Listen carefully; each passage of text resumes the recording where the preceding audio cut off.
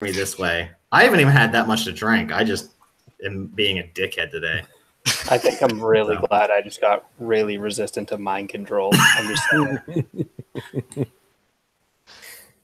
All right, don't worry. It's really...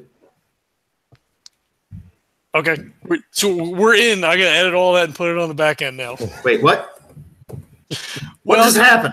Oh my god, you fucking guys! Hey, am I when are you editing? What's happening? I'm waiting for a pause so I can recap.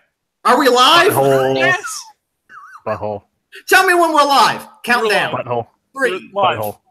3. Nose. Butthole. 1. Butthole. Butthole. That I'm gonna leave in. All right, welcome everybody. We're rather salty tonight. I'm recovering from an Eagles Super Bowl win. Neil is all fired up. We got a late start, so who the hell knows what's going to happen tonight.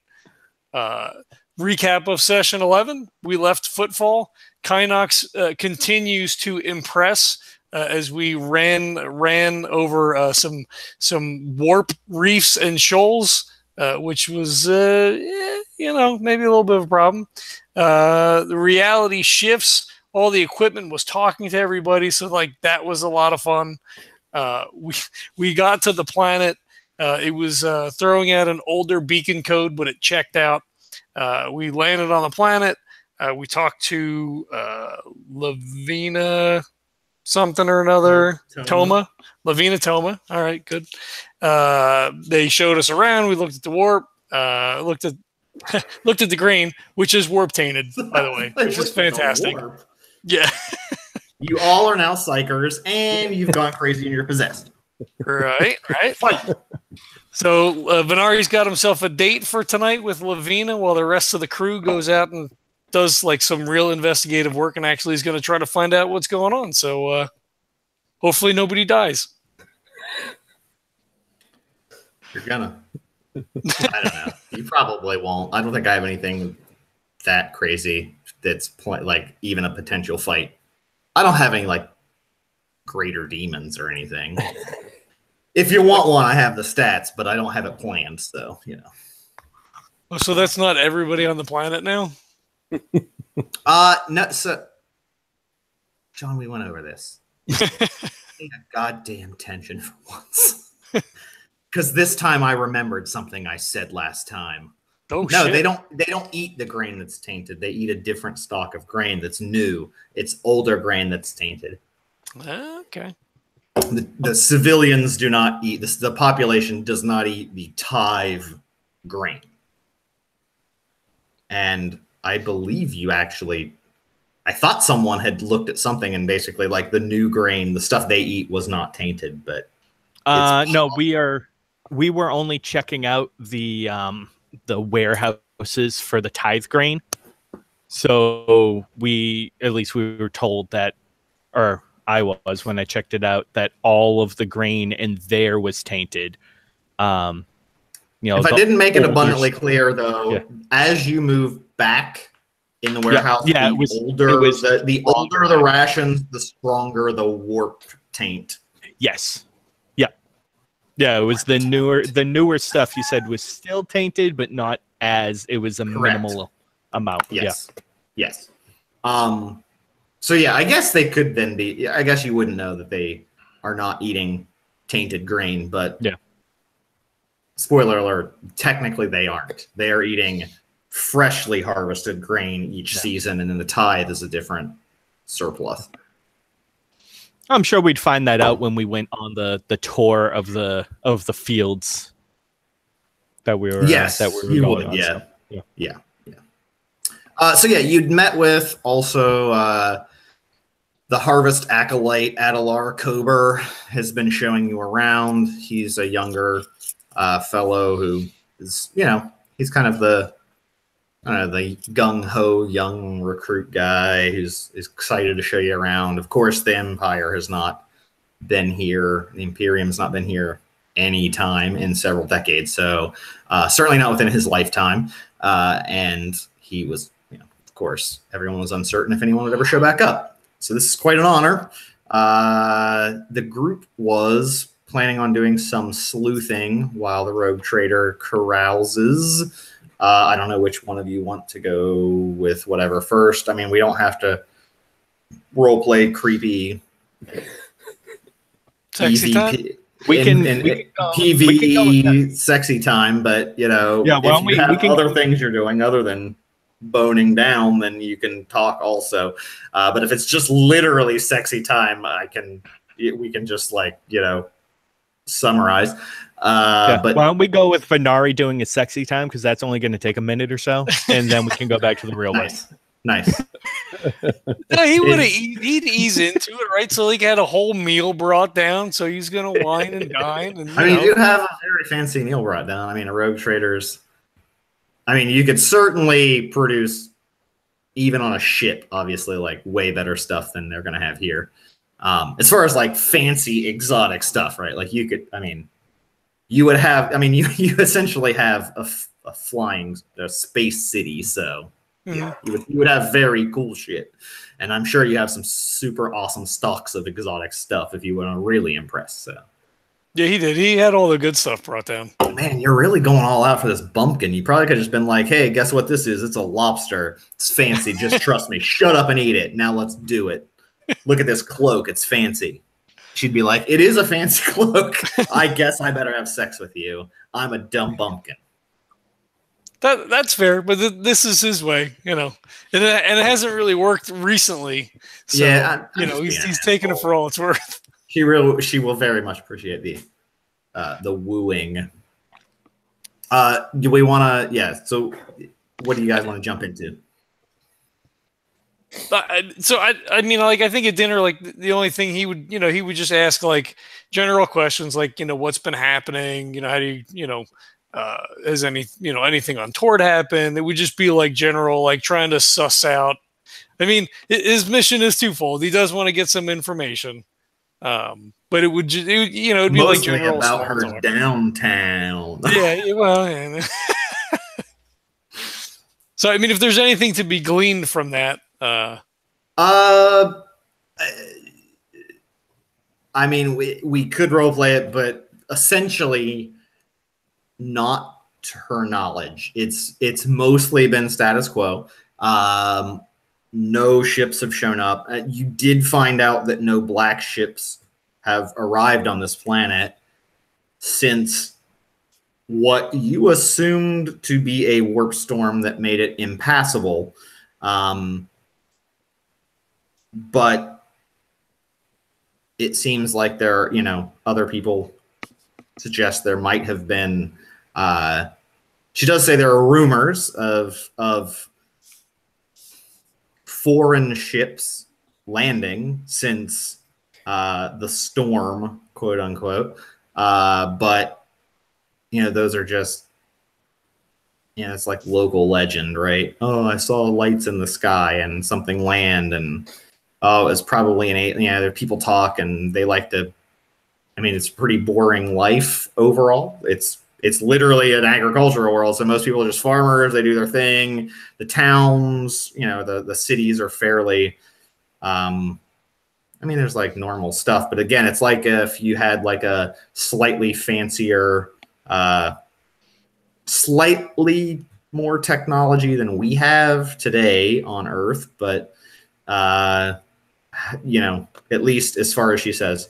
The Royals do have some additional technology. Of course, they have many heirlooms and that sort of stuff. So they potentially have better equipment and more technology at their discretion than even she would, at least as far as she knows. Again, she's only heard rumors. She's kind of like a, you know, like a middling functionary. Yeah, like she's kind of like, you know, a fucking director of the DMV. They're kind of like, I don't give a fuck about you. Like, push some papers around. Like, keep shit running. I don't care. I'm a royal. So she doesn't know much about them. She's only, I mean, she obviously knows who they are, but it's not like they really talk to her or she has any real insight into what they do on a regular basis. But clearly they live in the most opulent of settings, and people have seen, they do have significantly more advanced technology available to them. Okay. Yeah, he would just wander on that. That's kind of the general gist. Yeah. Let's make a charm test. God, I hope so. It's just straight charm. I don't think I have anything to. Yeah, I guess that's probably it. All right. Here's hoping. Venari gets kicked in the balls. 52 out of 55. 52 out of 55. Okay. I'm gonna have her roll, but you do get a modifier. That's pretty fancy dinner. And you're putting this. Oh, she is putty in your fingers. Nice. And not like worse than a crit fail on a willpower check. So everything you're telling her stories about your adventures and things you've seen and all these alien worlds, and you're like, oh, this is how I got this stock of whatever at the table, and oh, this servant was blah blah blah, and they're from this great, and everything you say, she's like, this is the greatest thing I've ever heard. This is the most fascinating information I've ever heard. No one's ever told me stories that they've actually seen these things. This is amazing. So she's clearly super interested. Okay. I was going to say she turns into an insane stalker, but not that level. She's not like a crazy person, but she's everything you say, she's hanging on every word. Okay. Yeah. So at some point that seems appropriate, he moves closer, well, how do you guys, keep yourself busy? Seems really quiet, blah, blah, blah, whatever, goes for the schmooze. Yep. Yeah. She's like, oh yeah, it's great. Sometimes it's lonely. I'm an Imperium, functionary, and that puts me a little bit above the normal citizenry, but I'm not a royal, so I feel like the odd person out a lot. Blink, blink, blink, blink. Sometimes it's lonely. Black, yeah. Blink, blink, blink. Yep. So yeah, you essentially can dictate whatever you want to do. You can dictate whatever you want. She's all over you if you want to go that route.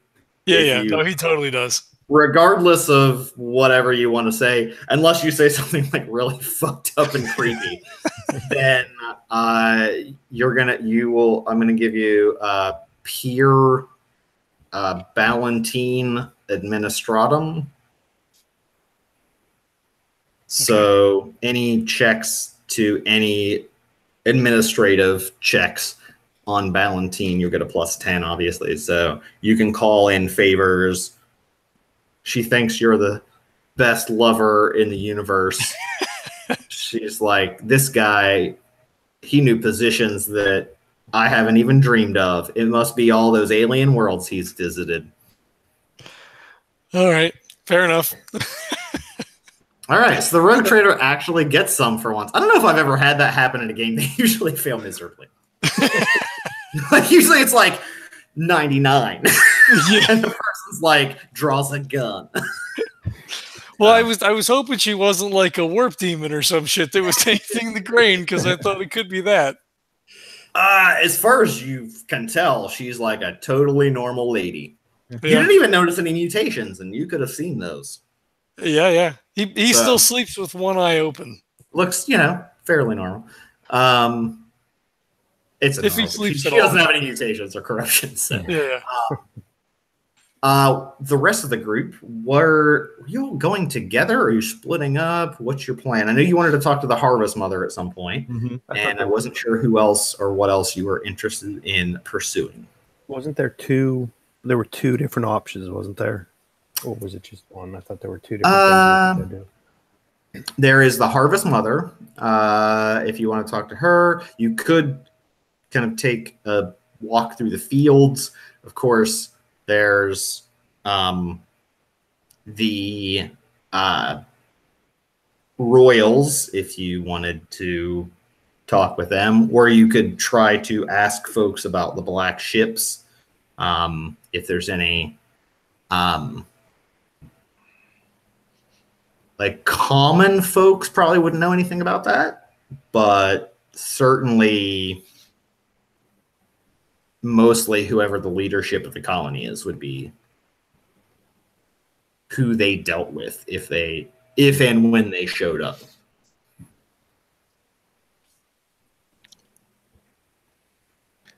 Well, I know from the last talk, I think Kynnoch was going to check out the soil to see if that was the source. And I think Jarnan wanted to talk to the Harvest Mother.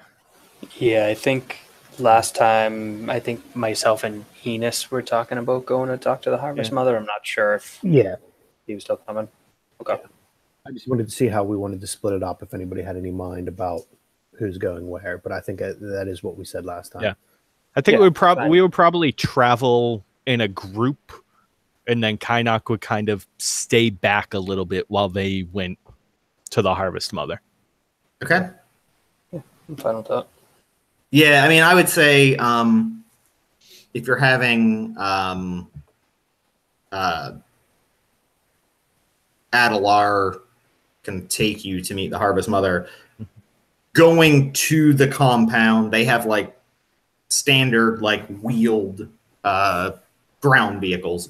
As you're going, you would, if you're all kind of going together, certainly there would be like, there's a huge, it's like, you know, Kansas grain fields that you're kind of traveling to with this large kind of temple complex in the center.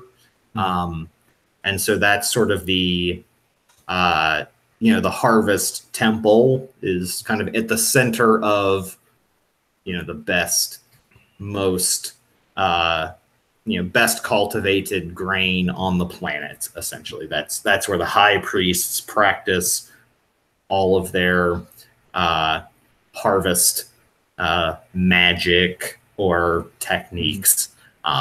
So you're kind of approaching, as you approach the temple, certainly you park and there's fields all around. So it's basically a giant sort of, not concrete, but more of like an earthen adobe style material, like a potentially handcrafted, which would be odd to some degree for the Imperium versus like fabricated stuff, but sort of more of a, again, like a clay or kind of ceramic sort of building versus concrete and metal. Quite large, and then obviously just, you know, miles of fields in any direction. Now, oh, go ahead. Yep. No, Adelar's like, oh, the Harvest Mother, I'm sure we'll see you. It's getting a little late. Perhaps we could join her for supper, or if she's eaten, you know, perhaps after dinner, tea or drinks. That sounds delightful. I'm sure she would love to talk with you. It's been many, I don't even know how long, since before I was born, when an Imperial member of the ecclesiarchy has joined us. I'm sure she would love to speak with you as the holiest of priestesses on the planet. Yes, I'm sure she would love to be entertaining me for dinner. I think, Kynnoch, you were going to go check out the fields. Do you want us to wait for you to have dinner with her? I am all set, thank you very much. I will see myself once we arrive to the temple, to the fields, and I would like to inspect your situation and your goings on. The techniques, so to speak. He looks somewhat nervous, only because I assume you're covered to some degree, which to him is obviously like even during your kind of tour, you're more shrouded than the others. Oh yeah. So he's I'm like almost like Burka-esque with just the eyes, but even my eyes are kind of fucked up. So yeah, like he's not like freaked out, but he's definitely like more gun shy toward you, and uncomfortable because he recognizes. I mean, he obviously understands that there are psychers or those types of folks, or at least no one he's met has tried to conceal their appearance to that degree, and anyone that would be some kind of either criminal or worse. Right. So he's like, of course, I'm as a member of an agent of the Imperium. You're more than welcome to inspect the fields. Would you like me to accompany you? I can have another acolyte if you wish. No, thank you. I'd rather just wander about. Are you sure? I would not. I wouldn't want you to get lost. No offense. I'm not saying that you would, but do you think I need a caretaker? Do you think I cannot trace my way back to a simple building? I'd never. It's fairly visible. We can see it from here. I apologize. I didn't mean to insult you. Of course. I'm just an acolyte. I don't know any. Pardon me. I've never met. I'm so nervous from Outworlders. Of course, you would see the temple. It's visible for miles. Of course. I'll let you handle it. Please. If you have any questions, come find me. We'll be in the dining hall. And if you have any other needs, please let me know. I'll have any. Actually, I'll tell the acolytes at the doors. If you need anything, whatever you request, it's up to you. Just ask them, and they'll be prepared to show you to us. Or if you need anything for your to check out the fields, then I'm sure they'd be happy to tell you, or get any equipment you might need. Now, Kynnoch will just turn away from this guy without saying a word and turn to Jarnan. It's like, Jarnan, I feel as though when you speak with the Harvest Mother, you should talk to her about getting some more acolytes onto this planet. It appears as though theirs are out of training and quite out of date. It appears as though they need some replacing. And I'll kind of shift my gaze over to him. He definitely looks. So he kind of like gets flushed, and then kind of like looks his eyes down, like, "Uh-oh, I might be in trouble." Yeah, I have enough on the ship that, if need be, after speaking to this Harvest Mother, I can just send some of mine down to fill in the gaps of their knowledge of how to deal with people of our standing. I don't think he'll have to be replaced, just re-educated. I'm a fast learner. Anything you wish. Okay. How about you lead on then? Kynnoch, pay attention, see if you see any of the same materials in the fields that you noticed when we were checking out the warehouses. Indeed. All right, good acolyte, please lead on. Of course. So he goes at a fairly quick pace. Not like trying to lose you, but obviously like I'm going to show them I'm good. Going quickly, you hear him speak to there are two acolytes that are essentially they're robed. They don't really have armor that you could see. If you want to do a scrutiny, I guess you could potentially see if they have anything else underneath the robes. They're fairly thick robes. You wouldn't necessarily see body armor under it if they had it. But as far as weaponry, they essentially just have like large pikes. You don't see any firearms. on them. So he speaks with them, though. You do hear him kind of saying, like, oh, the one out there, he's going to go look at things. And if he needs anything, give him whatever he wants. He's our guest, and he's from the Imperium, and he keeps being like, oh, he's from the Imperium, all these Imperial people, like, and I'm showing them around, by the way. So he's kind of like throwing in like, oh, they're having me show them around. And so he's like, but whatever they need, like, make sure, tell them, I'm the one that says it's okay, because, they deserve to be treated with respect. So he's definitely, putting it on a little thick. You go,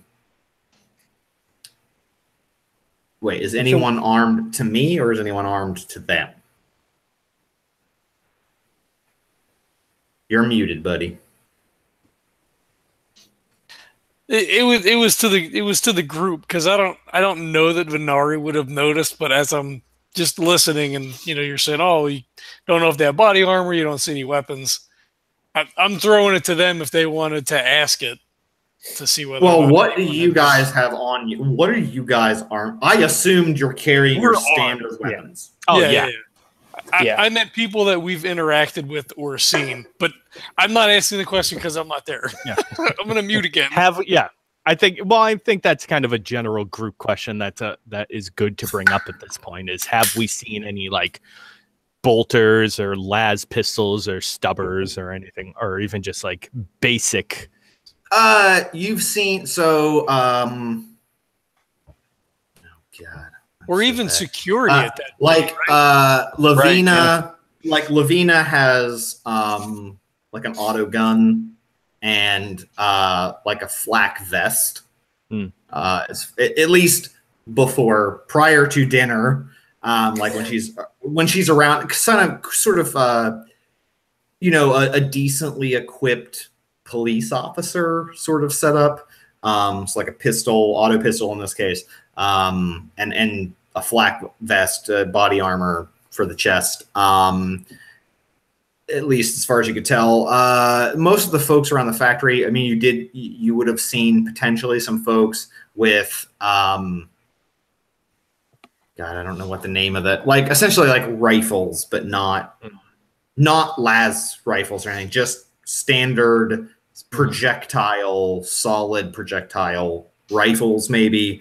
Obviously there are animals around, so they could have been, unless you want to roll some kind of scrutiny test, they might have been, quite varmint rifles, like low caliber. They could have been higher caliber. They didn't look like fucking elephant guns or anything. They're not like crazy. But for the most part, it's been mostly just, again, what you would have imagined like today. Nothing beyond that, and certainly not anything military. So like not even to the degree of like, like in London when it's like high alert times, like you'll see guys with like MP5s and shit. Like not even that, just like some rifles, you'll see pistols, for folks that are kind of patrolling or whatever, just in case, bandit, thieves, people want to steal stuff, or, criminals are trying to do things occasionally, but it doesn't look particularly unsettled. You do note that as you go to the temple, the pikes you're sure functional, but they are very, they're very like ornamental. Yeah. Like they're very finely crafted, and are equal parts, I would say, artistic, decorative as they are functional. You're sure they could kill people.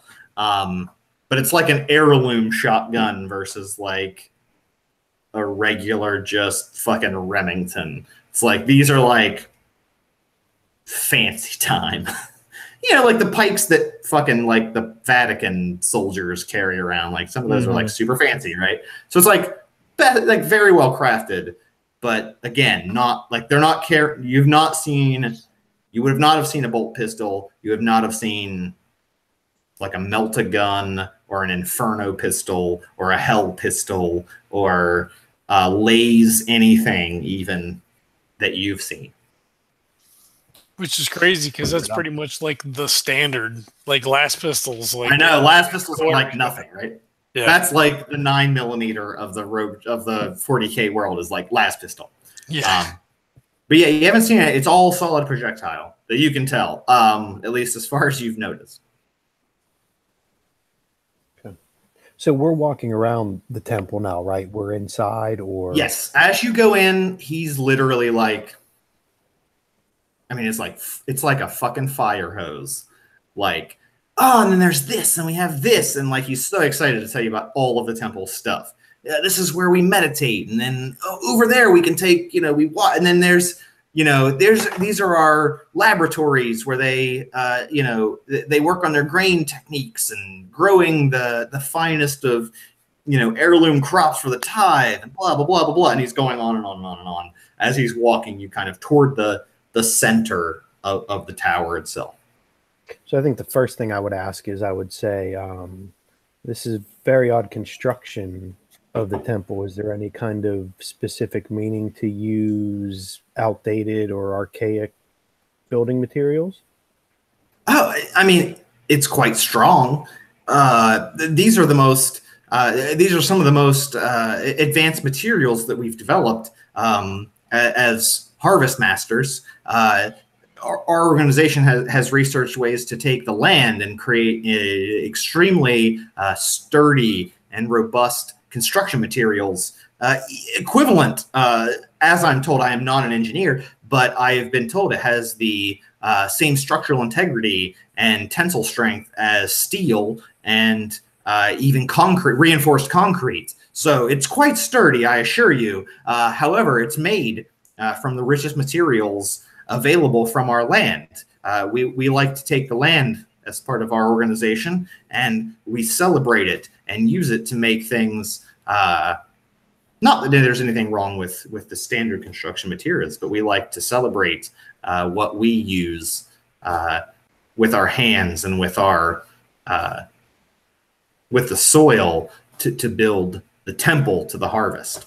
So there's no ceremonial meaning behind the material used. It's just more make use of what you have kind of thing.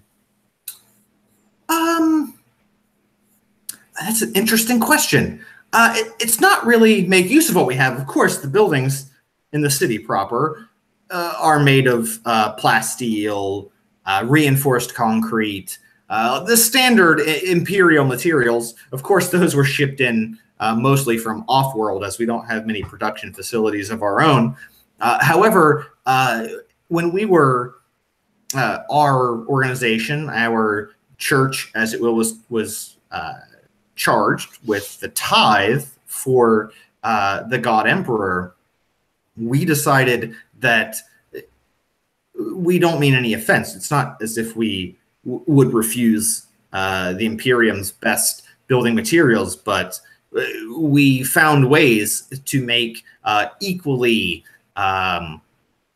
robust building materials from the land here that we were working. It was ancient knowledge, of course, passed down by generations of extremely sturdy materials that you could build that may not be available elsewhere. I'm not sure.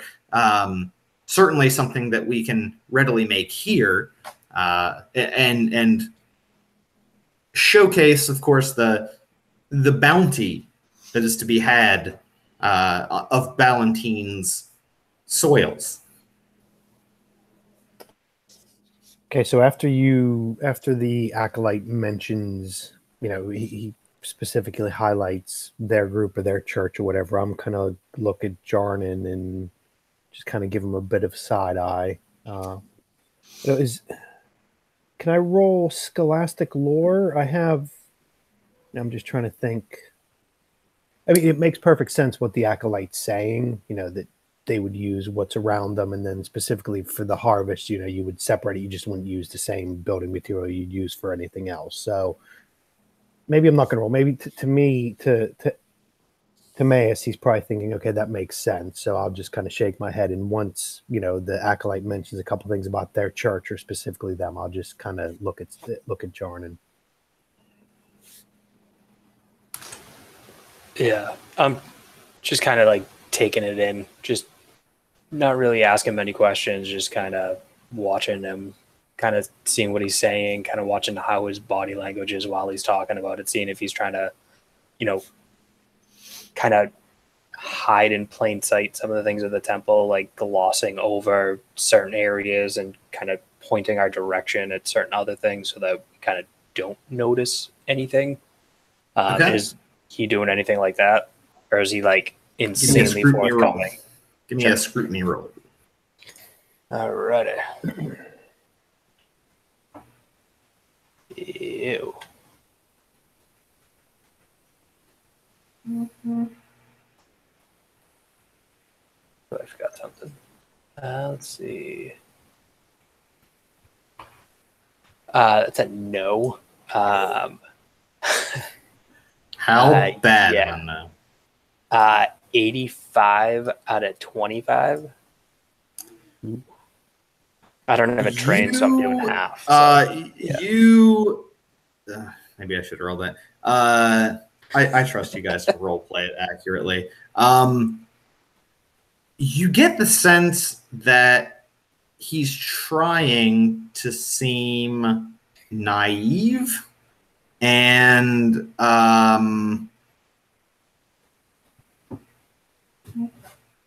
certainly you feel like there's something he's hiding as he's kind of going through. There's certain corridors that maybe he doesn't mention anything about, even though he's very thorough about others.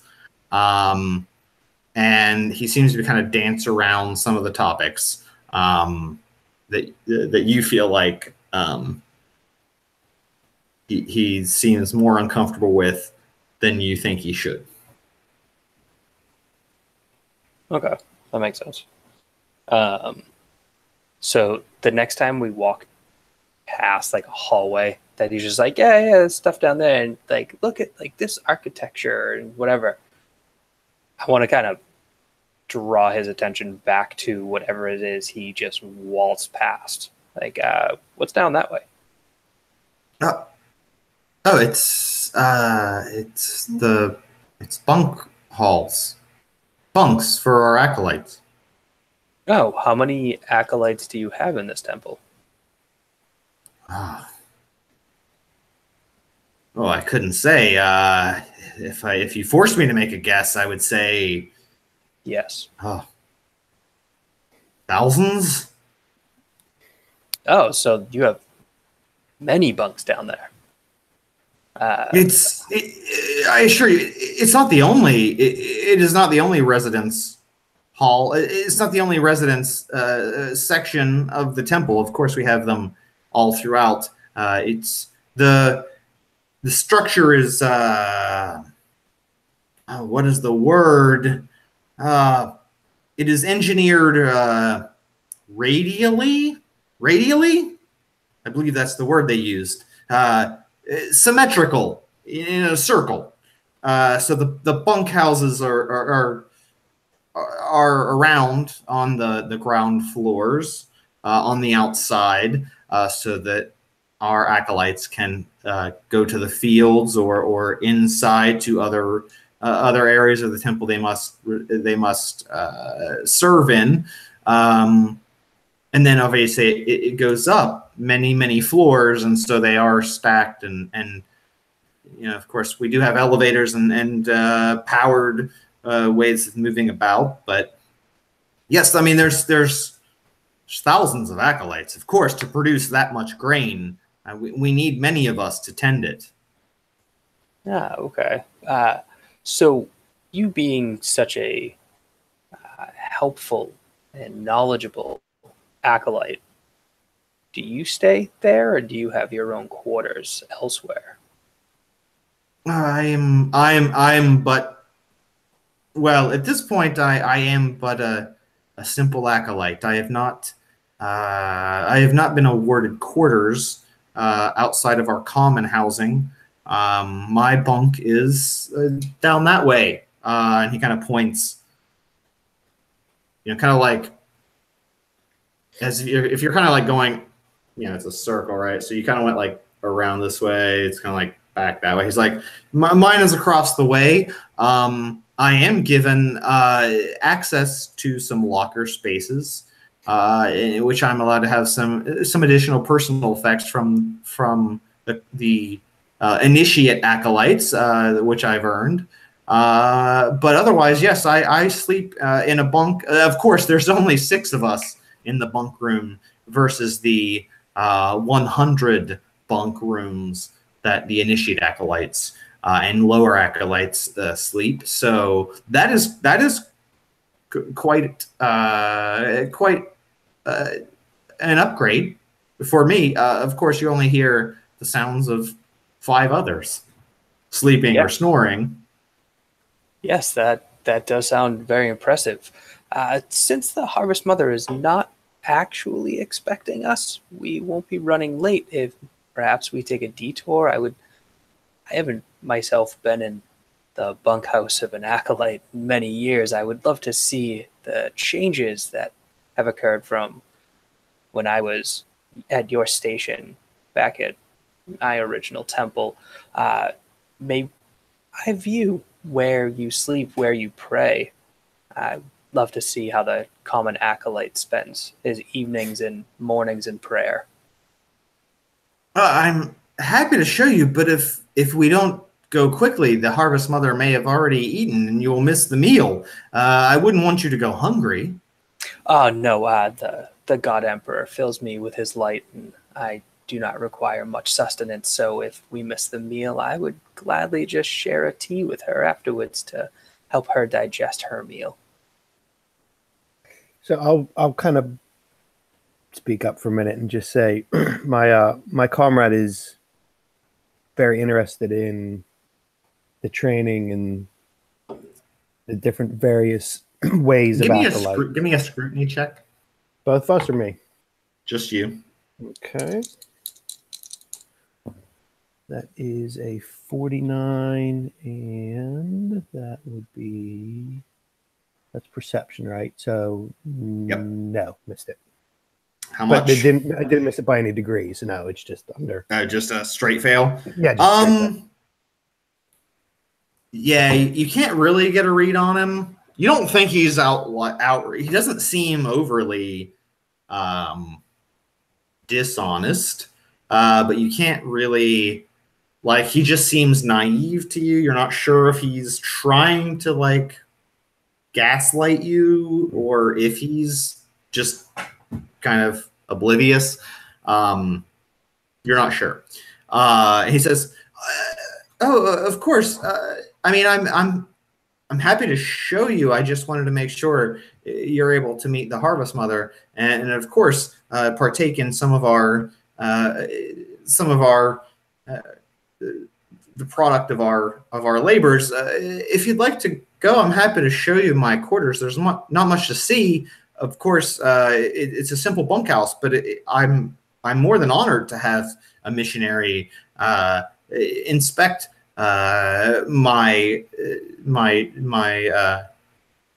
the place in which I reside and pray." So just real quick, out of character. So when he says acolyte, he means an acolyte in the broad, big sense of being brought an acolyte in the, not as an Inquisition acolyte, obviously, but for just generic, but an acolyte of the Harvest Church, which does have it has a symbol. It's essentially a symbol of the ecclesiarchy. So as I noted, I did say this in the last session, it's an ecclesiarchy symbol, but with like grain fronds kind of coming behind it. So it seems to be some version or an offshoot of the ecclesiarchy focused on harvesting this grain to produce for the God Emperor. So they wouldn't. So like a church to producing food for the Imperium. So they wouldn't get into the ecclesiarchy and then kind of offshoot from there into a specialist. What this is correct. Just, okay. These are locals. Okay. So you haven't met the Harvest Mother. I guess she could theoretically be, but for the most part, you get the impression the local populace. Of course, also there hasn't been anybody come here for a long, long time. So no one new has shown up. But yes, for sure, there's you haven't gotten a ton into the dogma. If you ask about that, I'll generally kind of describe things. But you haven't heard anything that nothing he said goes against the teachings of the ecclesiarchy, and none of it sounds like heresy. But they are. It's as if, essentially, like if the Pope was like, your specific branch of the church is here to produce food for as many of the citizens, the faithful citizens of the empire, as possible. That's essentially what they were charged with. And so that's the sense you've gotten, is that that's their kind of holy charge, is the more they can produce from this land for the Imperium, the greater the God Emperor's light shines on them, essentially. So when I'm saying, when I stop to say, my comrade is very interested in the different variations and local beliefs in the ecclesiarchy. So I know he would be definitely very interested in checking out some of the acolytes. If you are very concerned about keeping the Harvest Mother waiting, I'm quite happy to go and speak with her while my friend goes and does what he would like to do. Of course, I can have another acolyte show you to the Harvest Mother if you'd like. Yes, let's do that. I know my companion is very interested in some of the beliefs here, and you definitely sound like you don't want to keep the Harvest Mother waiting. So, she's not waiting, of course. I'm sure she'd be happy to receive you at any time. It is an honor, obviously, for a representative of the Imperium to be here. And of course, I think she'll be extremely excited, as we've not been able to see our tithing brought to the masses of the Empire in decades. Our mission is not being fulfilled, and we have not been able to faithfully serve our duty to the God Emperor. And of course, I believe she'd be more than happy to receive you at any time. But I'm simply feel like perhaps you would like to see her with some expediency, at least in receiving guests, before we move on. But of course, whatever you say, whatever you would like to do, I can take the good, faithful servant of the ecclesiarchy and show him my quarters and the prayer rooms. And if you'd like, I can have another acolyte show you to the Harvest Mother. I'm more than happy to do so. So I'm kind of leaning towards doing that. But I'll look over to Jarnan and say, far be it from me to speak for you. I just figured, Jarnan, that you would like to take a look at some of the acolyte areas and speak to some of the acolytes. If you would like me to come along with you, I'm more than happy, or we can wait to go to the Harvest Mother. No, I think that actually sounds like a fabulous idea. You are still in the learning process with all of the church, and I believe you could actually learn a lot from the Harvest Mother in regards to the different ways that one can worship the God Emperor and serve his needs. This is a unique opportunity for you to see the way that others besides myself and my acolytes choose to serve the God Emperor and make sure that he is as powerful as he will ever be. and I can take this opportunity to see exactly, kind of shed some more light on my past a little bit, maybe bring up some good memories that I had as an acolyte, and just to see the differences between how I was raised in the church and how these acolytes are raised in their church. Okay, Plus, so then you I'll look look like over. you could use a good meal. Yeah.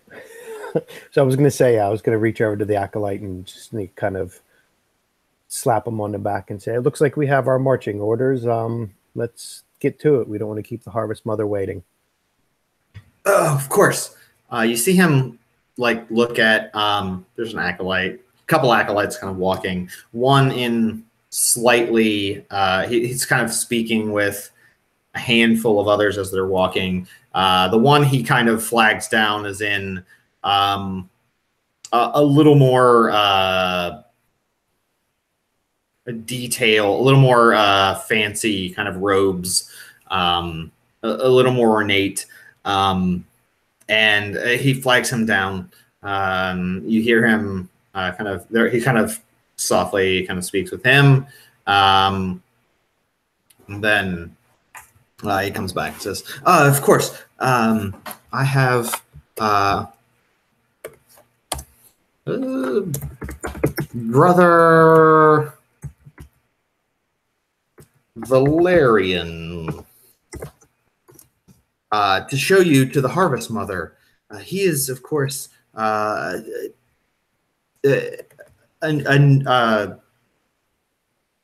is one of my mentors, and I'm certain will treat you as respectfully as you deserve. I would have nothing but the best and most honorable show you to the Harvest Mother. He can take you, and he will introduce you formally to her." That sounds very good, Brother Valerian. Let's be off. He nods. He's middle-aged, in a little more ornate of a robe. He says, "Of course, follow me, sir." Okay. And he leads you down some hallways. Then Adelar looks to Jarnan and says, "Shall we proceed?" Yes, I would like that very much. Okay. Real quick, Good. like kind of while we're walking along, would I, with my knowledge of the church, would I know if it's common for, individual planets to modify the symbol of the God Emperor to kind of be a little more, specific in how they serve the church instead of, just like the general thing? Cool. Give me a. Do you have Scholastic Lore Ecclesiarchy? I have Common Lore Ecclesiarchy. Yeah, let's go with that. Yeah. All right. Oh, okay. I can deal with that. 7 out of 40. Wow. It's not uncommon, particularly in less connected territories. So the further out you go from sort of the Imperium core world, sort of very rigorously indoctrinated folks, some of the backwaters, quote unquote, do have these sects that are not considered heretical unless they, of course, start believing or worshiping things specifically forbidden by the ecclesiarchy and by the rules of the church. But it's not entirely uncommon for there to be sort of sub-sects of the ecclesiarchy, particularly if it serves a function. Okay. So, like, I've probably, in my travels, I've seen symbols that aren't the exact same thing as what I'm used to as a missionary, but never. Yes, there are variations that you would not deem pure heresy, unless they were in some way, unless they were showing a symbol of chaos, sort of, maybe like embedded or interlaced with, or if it's something like something innocuous, it's like grain or something like that, where it's not something that seems corrupt per se. It wouldn't necessarily be seen as heretical by definition. Now, you may deem it something different, but according to the church, the symbol, as long as the core symbol is there without, and I'm going to say this is within my Warhammer 40K world, not necessarily canon, because someone else may rule, of course, that that's complete heresy and you should burn them all. But in my world, the church would see that as, at least in this world, you see it as basically like would Catholics necessarily want to burn a Baptist because they had a slightly, because their crucifix doesn't have a Jesus on it, or whatever? I'd probably say yes to that. They might. I don't know. Who knows? I don't know. Okay. So since it's like the core symbol is there and the grain is just kind of like added to the edges, it's not taking away from the God Emperor, so it's not as heretical as if like instead of the God Emperor symbol in the middle and there was like a giant grain thing and the God Emperor was kind of like hidden behind it. Yeah, or like, let's say like if it was like if it was specifically corrupt, or maybe there were chaos marks hidden in the grain, right? Or even maybe if the symbol of the God Emperor was changed and corrupted in some way and not a faithful representation of the ecclesiarchy's official symbology, then you might have a problem with it. Even like the more it deviates, the worse it is. But if you kind of have the core symbol that's the standard and is faithful representation with some additional something sort of behind or added to it, it to you, at least from what you've experienced and what you've been taught, you feel as if that isn't uncommon, and you feel like the symbology itself is faithful to the ecclesiarchy. And when he described that their charge is to feed the masses of the Imperium in order to serve the God Emperor's light, you could see why potentially they have sort of adopted this grain symbology to basically be like, grain. I don't want to say grain is God because the God Emperor is God, but like producing everything we can in the name of the God Emperor is the greatest good we can do. And you believe that that is what they think, or that at least that makes sense from your understanding of other cults who may be more, there are, well, with that amount of success, I'd say, yeah, let's say you also are aware of cults within the ecclesiarchy who are assassins guilds, essentially, that may have a blade or some other tool of death incorporated into the symbology, because their job is to essentially eliminate threats to the ecclesiarchy and the God Emperor and the unfaithful. And so there are those types of organizations that you're aware of that operate in the name of the God Emperor It's just their charge is to use a blade versus the word. Gotcha. So okay. All right. Cool. All right. Well, thank you for that. He's quite grateful. He goes on. I'll cut real quick. So he kind of takes you to the bunk room. It's fairly modest. Everyone has a foot locker. It looks quite bigger than. It's certainly a more spacious room.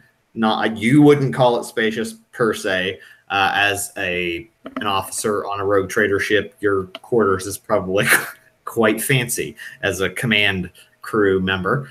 But it's better than like the grunts that are essentially sleeping in.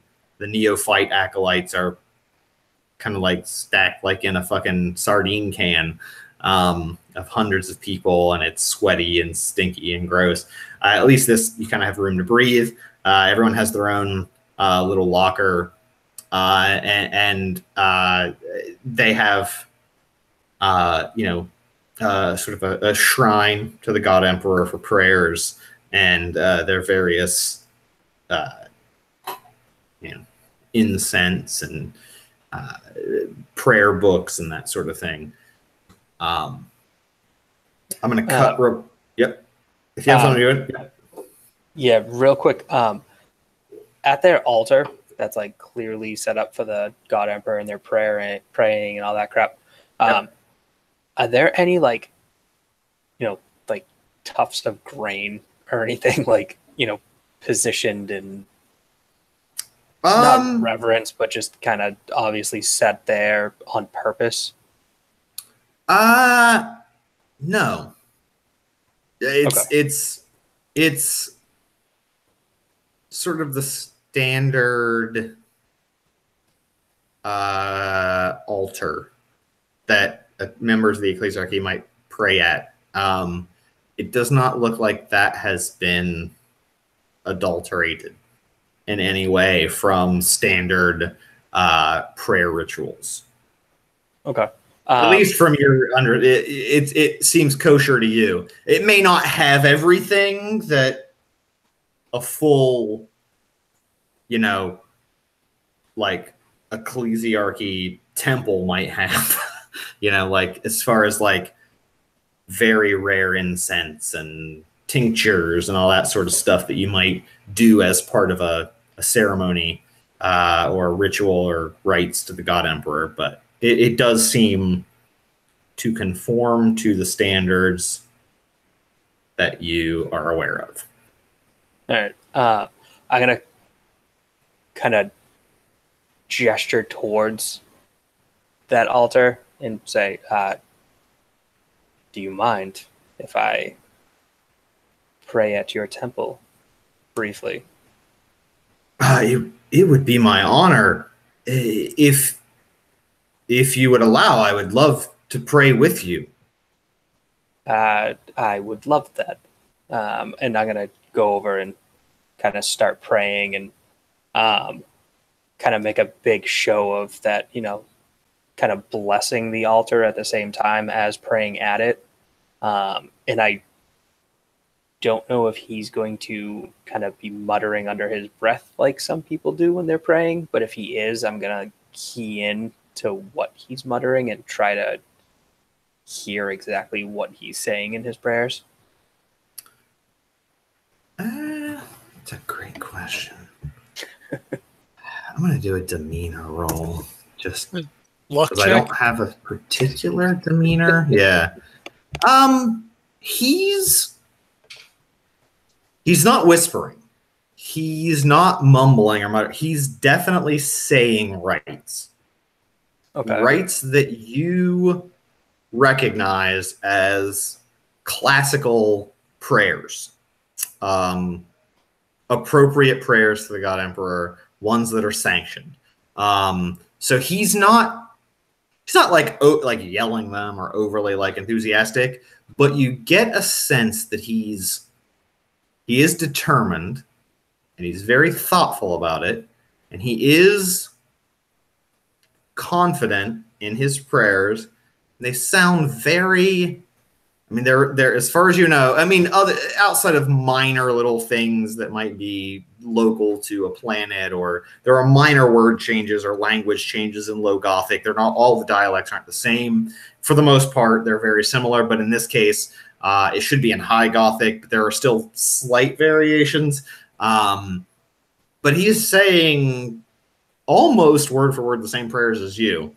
And he doesn't seem to have any hesitation about them. It's not like he's like mimicking you, like following along with you. It seems like he is saying his prayers confidently on his own. Okay. All right, cool. Then I'll kind of finish up the prayer, stand up and thank him for that. And unless there's something else that he would, like to show me that he has, any trinkets that he deems are very important in his life that he would like me to bless, we can head on to speak to the Harvest Mother. He does, if he would be willing. He, as you say that, his eyes kind of light up. And he doesn't say anything. He starts opening up his locker space, and he pulls out like a chunk of metal that looks sharp, a few inches long, and he says, it would be the greatest honor for you, a missionary and representative of the Church of the God Emperor, to bless this. This was my calling to the church. This is what brought me here. It was this. My father was working in the fields, and I was helping as a young boy, and one of our pieces of equipment broke, and this piece of metal shot out from the equipment. It broke and lodged into my neck. Everyone thought that I would die. I was bleeding and bleeding and bleeding, but yet I somehow survived. I was able to survive, and they were able to remove the piece of metal, and I was fine. I recovered quite quickly, and ever since then, I've known that the God Emperor is determined that I should be the one. My father, of course, may or may not have been following protocols of the church, and so it was from then on that I knew the God Emperor wanted us to follow the Harvest Church's orders, and for me to be a member. And so, if you would bless this, this is the token. This is the word of the God Emperor himself to me, that I should be part of the church, and that is my goal, my purpose in life, to produce tithing for the masses of the Imperium. I would be honored to bless the piece of machinery that led you into the light of the God Emperor's church. May I please see it? I will absolutely bless this, so that you can keep it with you always, and you will forever feel the light of the God Emperor upon you. He hands it to you. It's a pretty gnarly piece of kind of twisted shrapnel that, and he does have a scar. He pointed out a scar very close to, the carotid artery in his neck, but he survived, and it does look like a kind of rusty, blood-tinged sort of a piece of metal. As you bless it, he's so excited. And when you finish and hand it back to him, it's almost as if, it's like someone handed him the Holy Grail. He's like so in awe and overwhelmed by it. he holds on to it and clutches it very tightly. He says, "Of course, I will keep it with me always. I will find the strongest of materials, the chain or rope or whatever I can find, and I will carry it around my neck always as a reminder that I was truly blessed, that a member of the ecclesiarchy has blessed this, and that my life dedicated to the God Emperor's light is the true path. I thank you, sir. I thank you."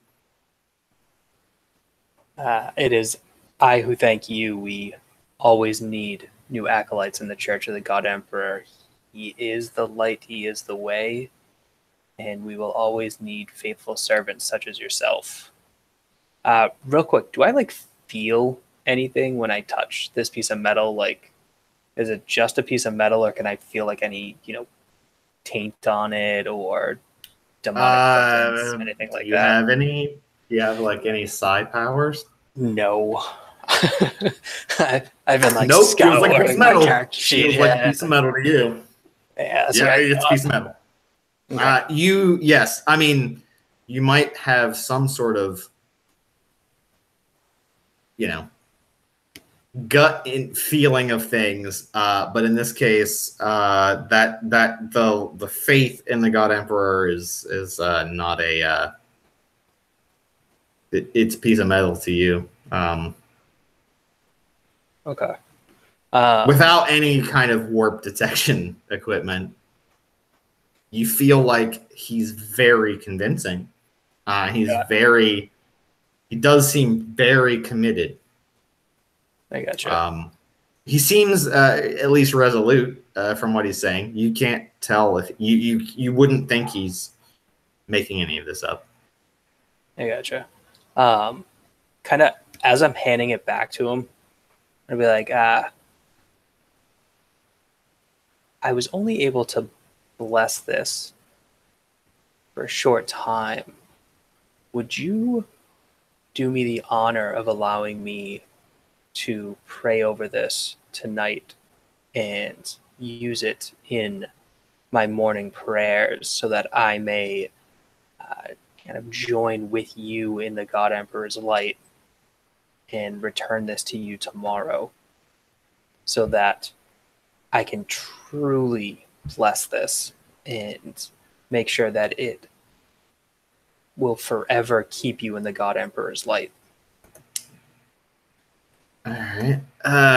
What do you got? What do you have in the churchy type? You could use a charm or any fellowship if you want to use a fellowship. It'd be charm, deceive, or if you have some religious type of.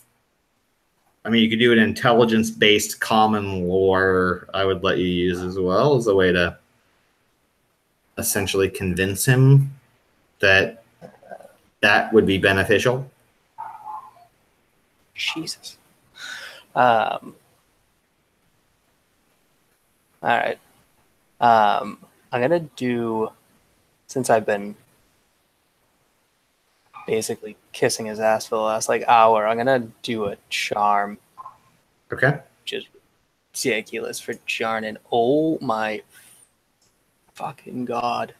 I just got a 17 out of 50. Okay.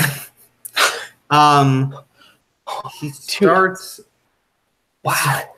Maybe I should be the face. Jesus. I know. Forget this rogue trader bullshit. Because he can give you a +10. Fuck that. He doesn't have to do anything. You just sit back and go, do it, and you do it. He starts tearing up. Tears kind of well up. He's like, you would commit a ritual blessing upon this simple artifact for a humble acolyte? No, this isn't just a simple artifact. This is what led you to the life that you lead in service of the God Emperor. This may just be a piece of metal to anybody else, but to you, this is what brought you into the church and brought you into my path. So I am very thankful to this broken piece of metal. that you obviously feel very strongly about. So I feel very strongly about, because I have known you for even just this short amount of time. If you would bless this, of course, whatever you wish. I am your humble acolyte. I'm, of course, here. Here, please. Please return it to me. It is of great sentimental importance. My love for the God Emperor was only enriched by it, but the prayers of such a faithful and devout servant of the God Emperor, of course, could only bring prosperity and more light to guide me. Of course, please. He hands it over to you. I would never keep this from you. This is very important in your life. I will absolutely return this. There's no reason why I would not want such a devout acolyte to keep his faith in the God Emperor. And through you, we will be able to bring many more acolytes into the church and bring many more people into the God Emperor's light. So there's no way that I would ever do anything to dissuade you from that light. So I will absolutely bring this back tomorrow. And now I know where you will be. It is a blessing. Yes, I will be here. It is quite the blessing. And of course, if we could bring more acolytes to the church, we could get even more of a tithing. And now that your ships are able to take the grain, we will feed the masses. The God Emperor will only strengthen his resolve, and the people will be able to fend off the creatures of the warp and all of those disgusting Xenos we've been told about. We must feed the people so that they can be strong to fight. Yeah, I absolutely agree. Do you yourself eat the grain? Eat the tithings? He gets very flushed and is like, of course not. What? Please, sir, you've seen my light. I can't believe you would charge me with such an offense. We are not allowed to consume the tithing. The tithing is only for the masses of the Imperium, only for the good citizens of the Imperium. We are to eat the other grain, the ones that are grown in the fields outside, the least rich of the fields. I apologize, sir. I meant to partially deceive you just to see how devout you are in your course. I can absolutely believe that you do not eat any of the tithings, and once again, you have proven yourself a good acolyte in the God Emperor's church. Oh, this is why you are a missionary, is it not? Quite clever. Quite clever. I would have not have thought of it. I have not had this wisdom and experience, but yes, some may offend. Some other planets, some other churches may offend the God Emperor. They may consume the tithing themselves. They may steal from it, but we would never think of such. Our church is pure. And if not everyone, at least I am pure, I assure you. I would never touch the tithing. That is for the God Emperor, and it will be directed as he wishes, not as we wish. And I would never think to steal from the mouth of the Imperium. I am very happy to hear you say that, and possibly once we do join the Harvest Mother, if she has already fed, then perhaps you and I can eat the grain that you eat, because you would never eat from the tithing, and we can break our fast together from the grain that you eat. It would be my honor, and of course, I am not insinuating the Godmother would eat the tithing either. She, of course, does not. She is too pure as well. But, of course, she does have a private supply of grain. It is her right. But, of course, it would be my honor if you would join me and perhaps a few of my brothers in the dining hall, and we could eat from the common stocks as we do. I would appreciate that. you have no idea how much I would appreciate to be able to sit and eat with the common acolytes. Many people tend to shy away from a missionary, but I would be happy to sup with you this evening after we speak with the Harvest Mother. Of course. Then we must have no delay. We want to make sure we catch as many of the acolytes as possible. This is a night for revelry to have such an honored guest in the presence of our dining hall. Yes, absolutely. If you would, please let us go to the Harvest Mother, and so that we can speak to her and then share in this revelry with your brothers. Excellent. Please follow me. I will indeed. He heads that way. So at this point, let's cut back to the rogue trader. Anything that Venari wants to do or wants to essentially you've wooed and wined and dined the Adeptus Ministratum contact. Afterwards, she's more than happy if you're hanging out. If you want to not hang out, is there anything you want to do? Questions you want to ask? Things you want to look into? Otherwise, I'll head to other folks. Probably other folks. I mean, I think he would just bask in post-coital bliss. He'd make small talk and just, Sure. I just didn't want to hang out forever and ever, right? Without. Yeah, I mean, if nobody calls him, if his communicator doesn't ring, if there's no oh fuck, we found whatever, he's happy doing what he's doing. Okay. Yeah, she just keeps on humping.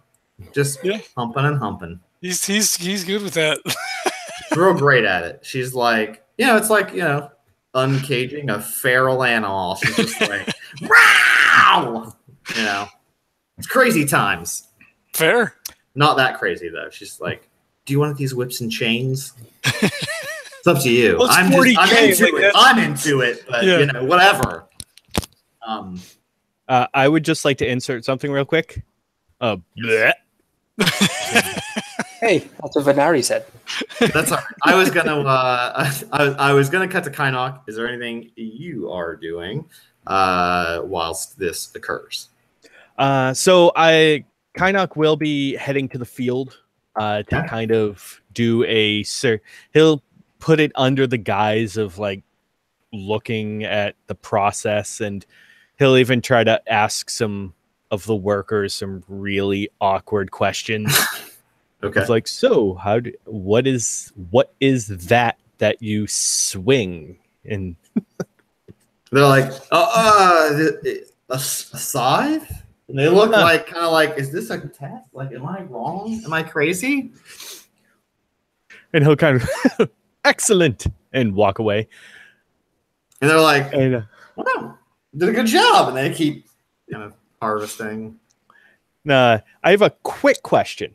So one of my Navigator powers, it reveals hidden dangers like mines and void creatures, as well as mundane perils.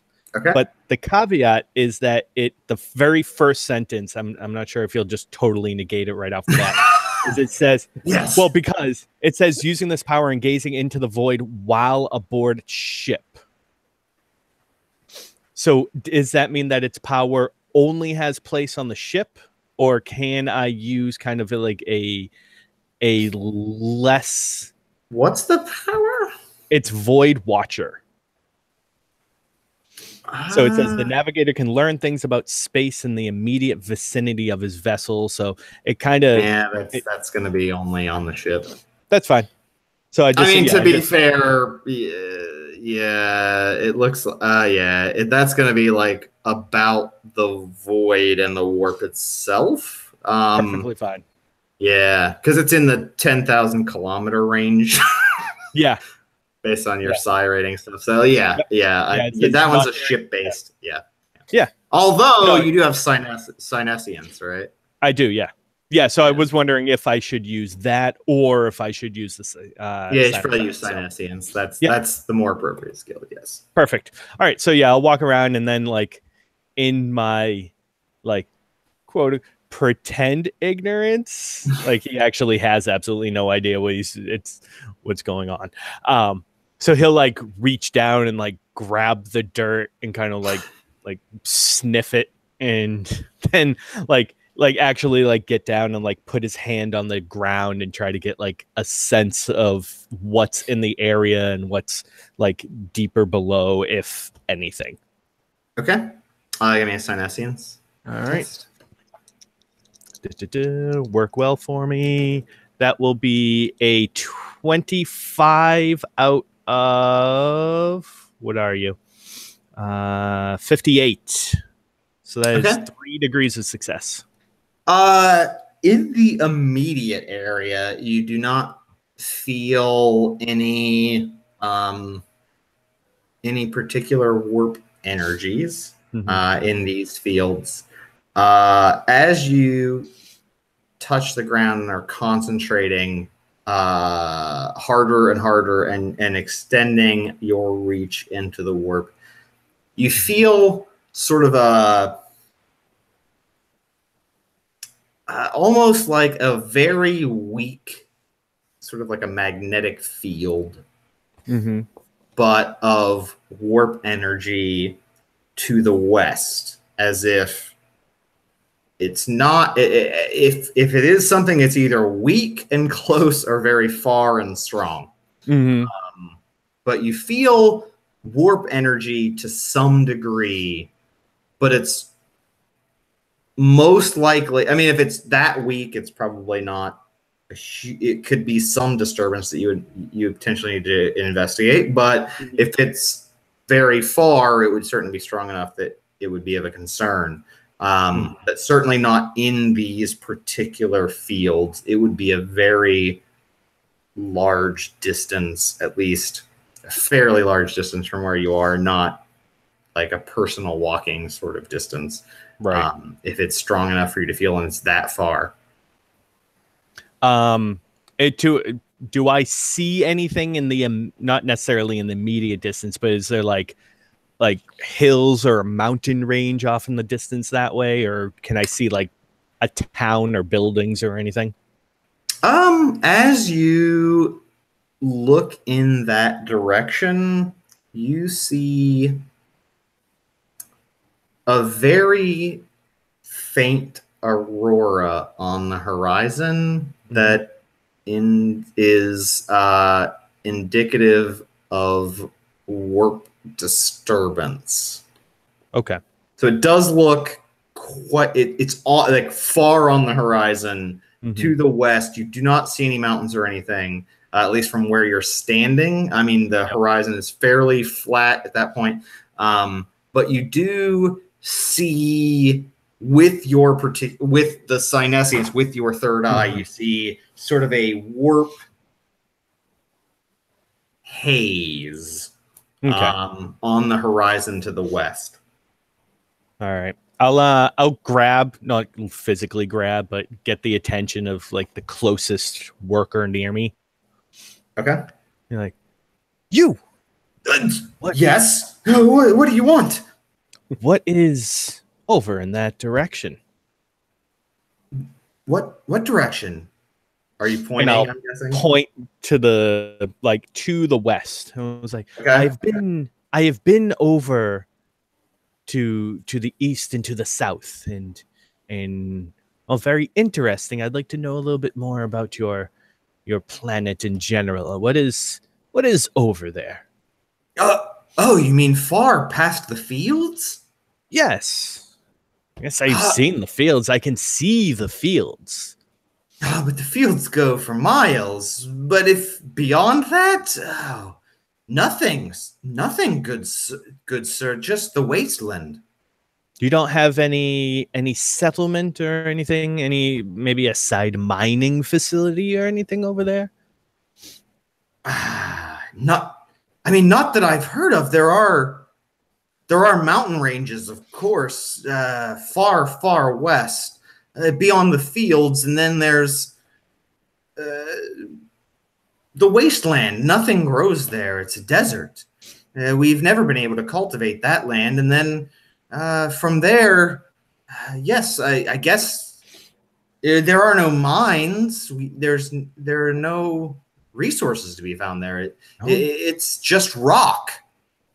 All you do is harvest grain here? How boring. And I'll just walk away. He just literally goes, he's just like, but that's my life. He just looks like, he's like, I don't understand. But God told us to do this. He's just very sad. And he's like, what do I do with my life? Now this beeline to the temple. Okay.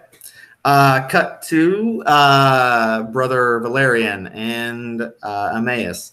Walks into a large throne room. Sitting at a table. Actually, it's a large throne room. There's a big throne in the back. But there is a large table to one of the sides. And there is what looks to be a late middle-aged woman at a table in very ornate dress, quite important looking. The Brother Valerian says, "Pardon me, Harvest Mother, but we have received a guest from the Imperium, a member of a ship who has landed, willing to take the tithe to the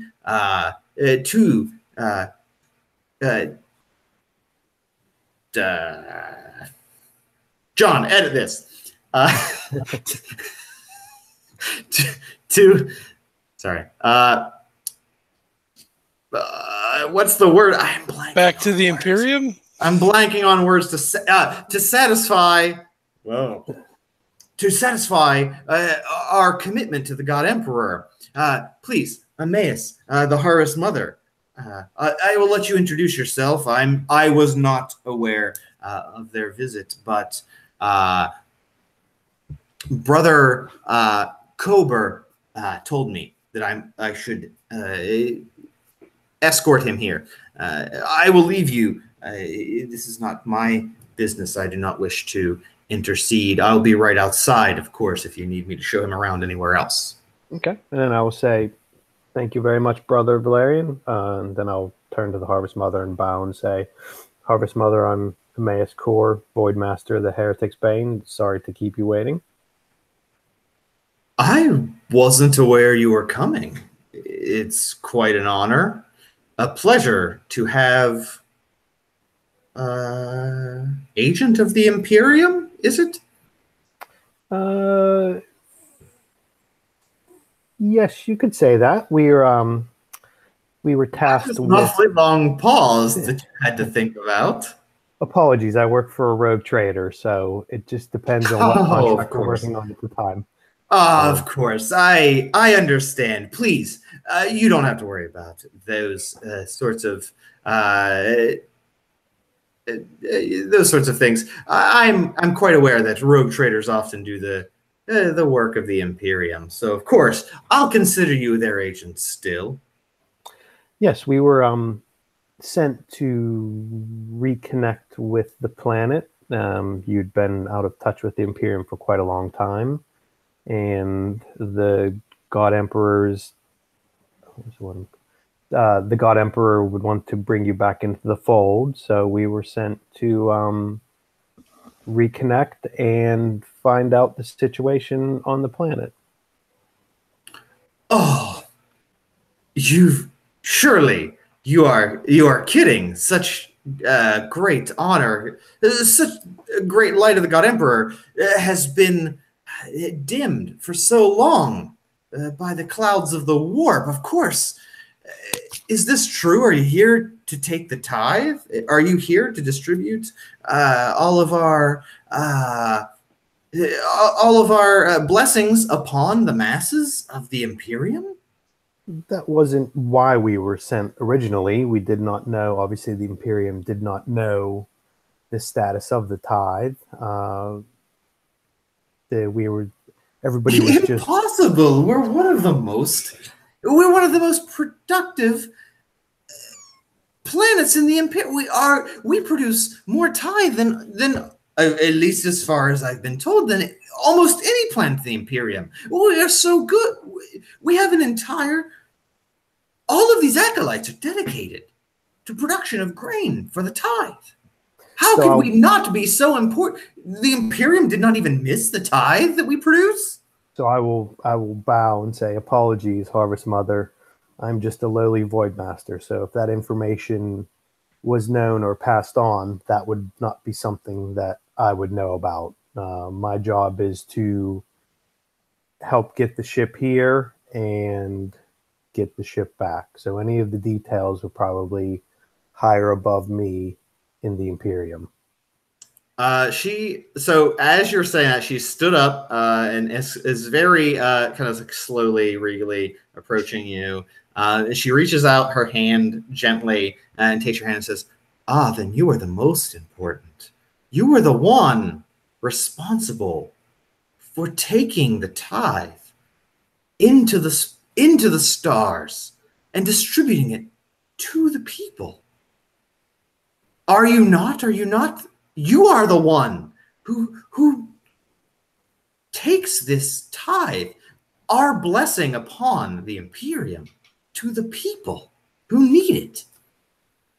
When you phrase it that way, then obviously that is the case. But I tend to focus my mind on the more mundane tasks that are put before me and don't bother myself with the bigger picture of the wheels of the Imperium itself. Surely, you humble, sir, you are too humble. Your skills are necessary in order to take our blessings to the people. Please, have a seat. Join me, if you will. Thank you very much, and I'll sit down. And while I'm sitting down, I will say, I'm originally from a agricultural world also, so I'm very intrigued about the history of the planet and the history of your importance to the planet. So I have scholastic lore, so I wanted to roll. I don't know which one. I have archaic legend or occult, so I don't know which one specifically. I guess it would be legend, so I'm kind of looking for. I'd say legend. Yeah, okay, so let me go ahead and roll that. Specifically, kind of how her importance to, obviously she's the Harvest Mother, so her importance to the planet and what they're doing. So let me go ahead and roll that. It would be a 43 out of 45. Okay, so are you, in this case, are you trying to are you asking her what her deal is and trying to judge it against your knowledge? Well, no, I think it's more just getting information of her. So is Harvest Mother, is that a title, or is she the and only Harvest Mother? You know, that kind of thing. Is this something? Okay. So without flat out saying how old are you and how long you've been hanging around, kind of more what the office is and things like that. Okay. Don't think we start on that, John. That guy's never coming back. He'll be back. He was great. He was great. Well, of course, I took the place of Harvest Mother.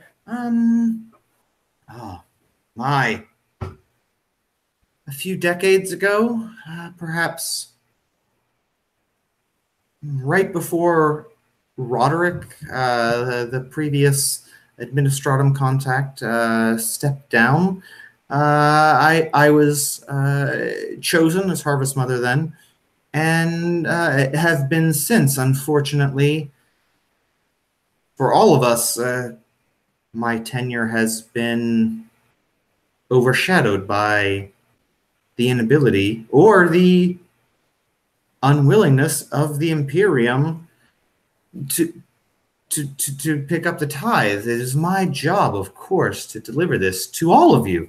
And as passed down, the previous harvest father had produced record tithes repeatedly, and of course I was only following suit, and we had again many record productions, but alas, no ships came, and we were left storing this tithe, although I should say still remains certainly edible and within specifications of the God Emperor's demands, but I have to say it was discouraging. I've had to definitely lead my people a little more strongly than previous in order for them to keep the faith. So, Roderick, so you say there was a harvest father, so obviously the title passes either to man or woman. There isn't a gendered leader of the harvest itself then. Oh, of course not. No, it's simply depending on which gender you identify. The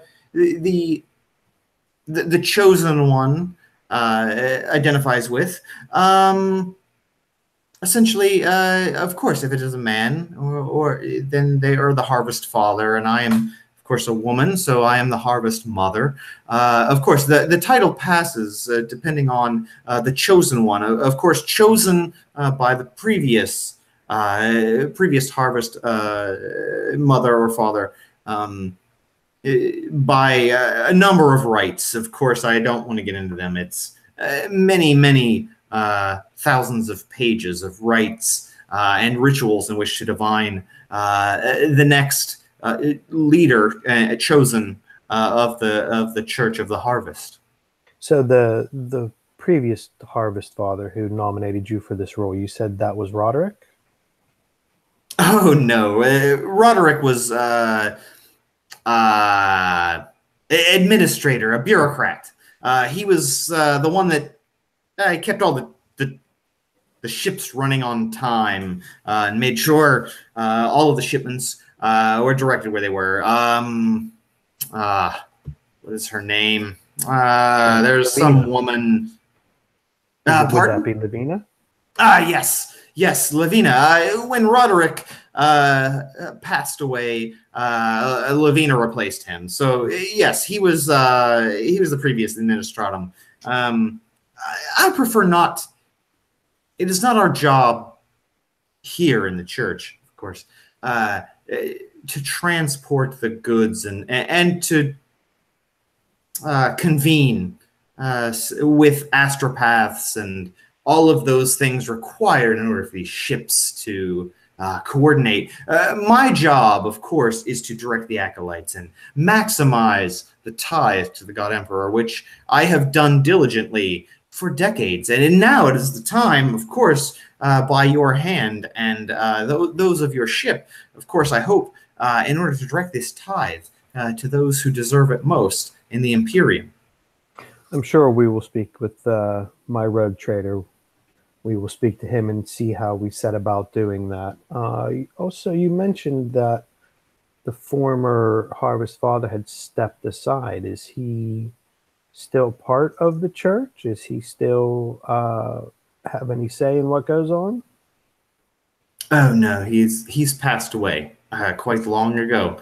Right after I was initiated as Harvest Mother. It is, of course, a blessing from the God Emperor to know when it is your time for us. So he bestowed upon me the rights of the Harvest Mother, and then within a mere few days had passed. Okay, so the title of Harvest Mother or Father is not a lifetime appointment. So it's you do not serve until your time is up. You can choose to step aside when the time is right. I suppose that's an interesting way of putting it. Yes, I would suppose an off-worlder may not understand. It is a lifetime appointment, but it is your final duty as the harvest, the leader of the harvest, to identify and bestow the powers upon your replacement. You see, life is a cycle, and much is the appointment of the leader of the Church of the Harvest. We are identified and born into the church as are guided, and as we age, we eventually will gain the knowledge of our ultimate end. And in that case, it is your duty to bestow upon the next their rights and elect the next harvest mother or father before your passing. Of course, there are contingencies in case something happens, but if the cycle is completed as expected, for instance, in many, many years, hopefully, if all goes well, then I would choose my replacement once I know my end is near. Okay. So then I noticed a bit of upset in your voice when you mentioned your communications with the Imperium. From what we were told and from what I understand, there was a warp storm that had cut off the planet from the Imperium. But the way you sounded, it almost was like you thought that was a choice by the Imperium, or that you were being ignored.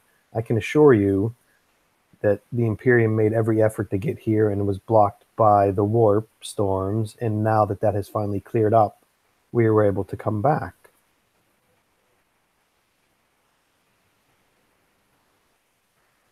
Of course.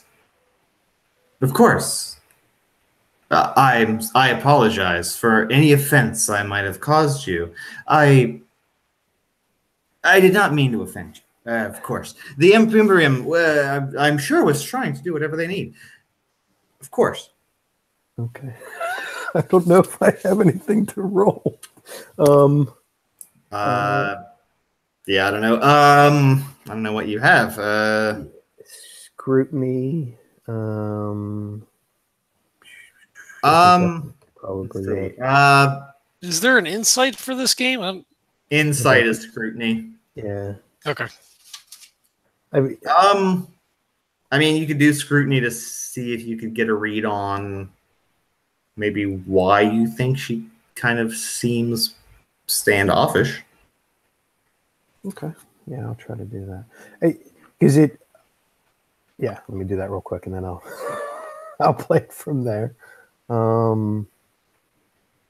No, 63. So I failed by, which one is scrutiny? Is that intelligence? Scrutiny is perception. Perception. So I failed by 2. So, yeah, you. I don't know. It just seems pissed off. Yeah. So I did not mean to offend or put your back up, Harvest Mother. I understand being separated from the glory of the God Emperor and the Imperium for such a long time would weigh on your mind and your conscience, and I'm sure the conscience of everybody on the planet.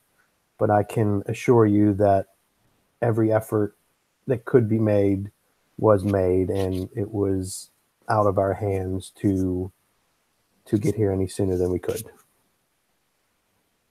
Perhaps you just weren't as resourceful as others. Perhaps. Is there anything? The acolytes mentioned something about a feast coming up. Is that something that has already passed, or would you like the rest of my companions to be here for that? Well, there is no particular harvest feast, and I assume he was simply talking about our meals. I'm not sure I would call them feasts, but I would say they are better than the average meal for most commoners, at least. The working class. As the Church of the Harvest, we are able to procure some additional produce products in order to provide an extra incentive for our acolytes in order to show their faith to the God Emperor. They work very hard, and so it is my job to reward them. I was misunderstood. I was taking this as it was a big event that was being planned, just not a normal meal. So that's why I had brought attention to that. I did not want us to miss out on any festivities or celebrations that you would be having, especially with a ship from the Imperium. She stands up and she goes and kind of like leans on the table close to you. If you would like, I'm more than happy to arrange a feast. It would be my honor. All I seek for my life is, as a harvest mother, is to produce the tithe and to deliver it to the people. And so you are the ones able to help us do this. And it would be my honor to hold a feast in your honor if you wish. I can arrange so within the day, of course. It would be my honor. Anything to help expedite our contribution to the God Emperor. That sounds wonderful. And one thing also that would be part of that, just from a selfish standpoint, as I said, I come from a world not dissimilar to this. I think I'd be very interested in just seeing some of the operations of the holy tithe, how you harvest and prepare the tithe for the God Emperor. Just something that intrigues me, coming from the same sort of world that this is. Oh, absolutely. It would be my honor. I will have our horticulturalist give you a tour of our...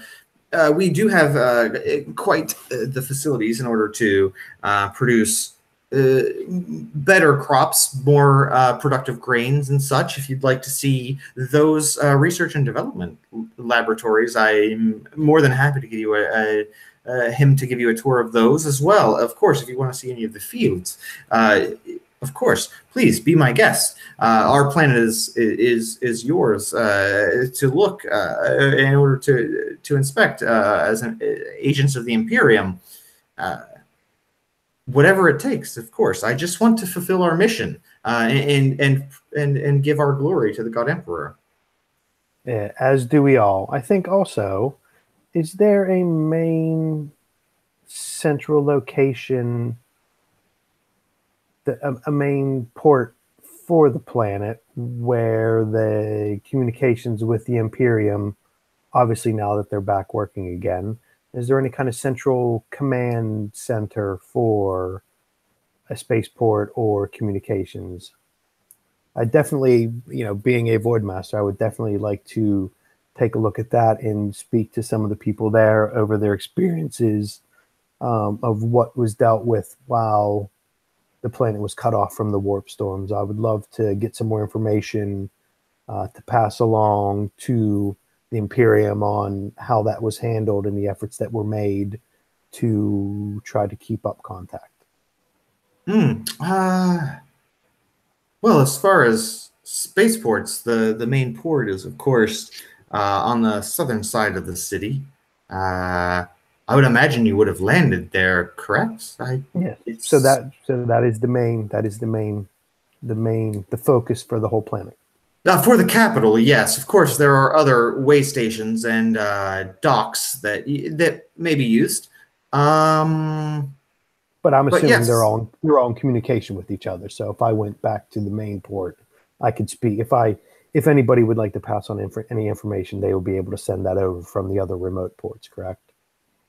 I'd imagine. I of course don't deal with the Adeptus Mechanicus. I'm sure could tell you all of the signaling and ranges and all of those. I don't necessarily deal with those, but I imagine yes. I'm not familiar. However, as far as communication with the Imperium itself, I would imagine you would have to speak with probably. I'm not sure which of the brothers is in charge, but one of the Honigsburg brothers, I'm sure, would be the one you would need to speak with. They're the governor. I don't know, governor, lieutenant governor. I don't know what they've worked out. They are always sort of fighting, but they are the rulers of the planet technically, and so they are the ones in control of the Astropath Choir.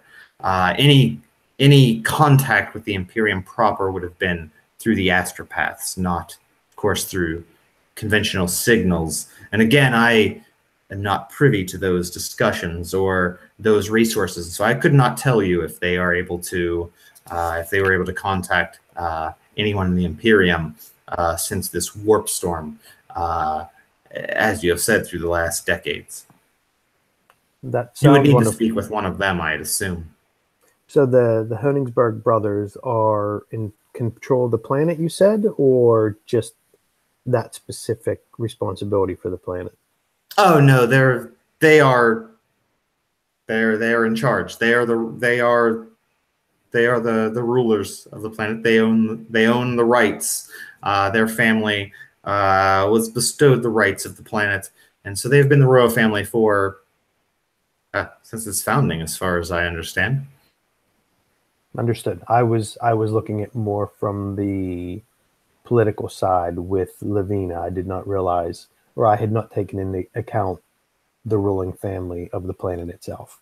Well, the Imperium does have administrators, of course, but many times the Imperium imparts particular powers to families with influence or resources. And in this case, the Honigsburg were quite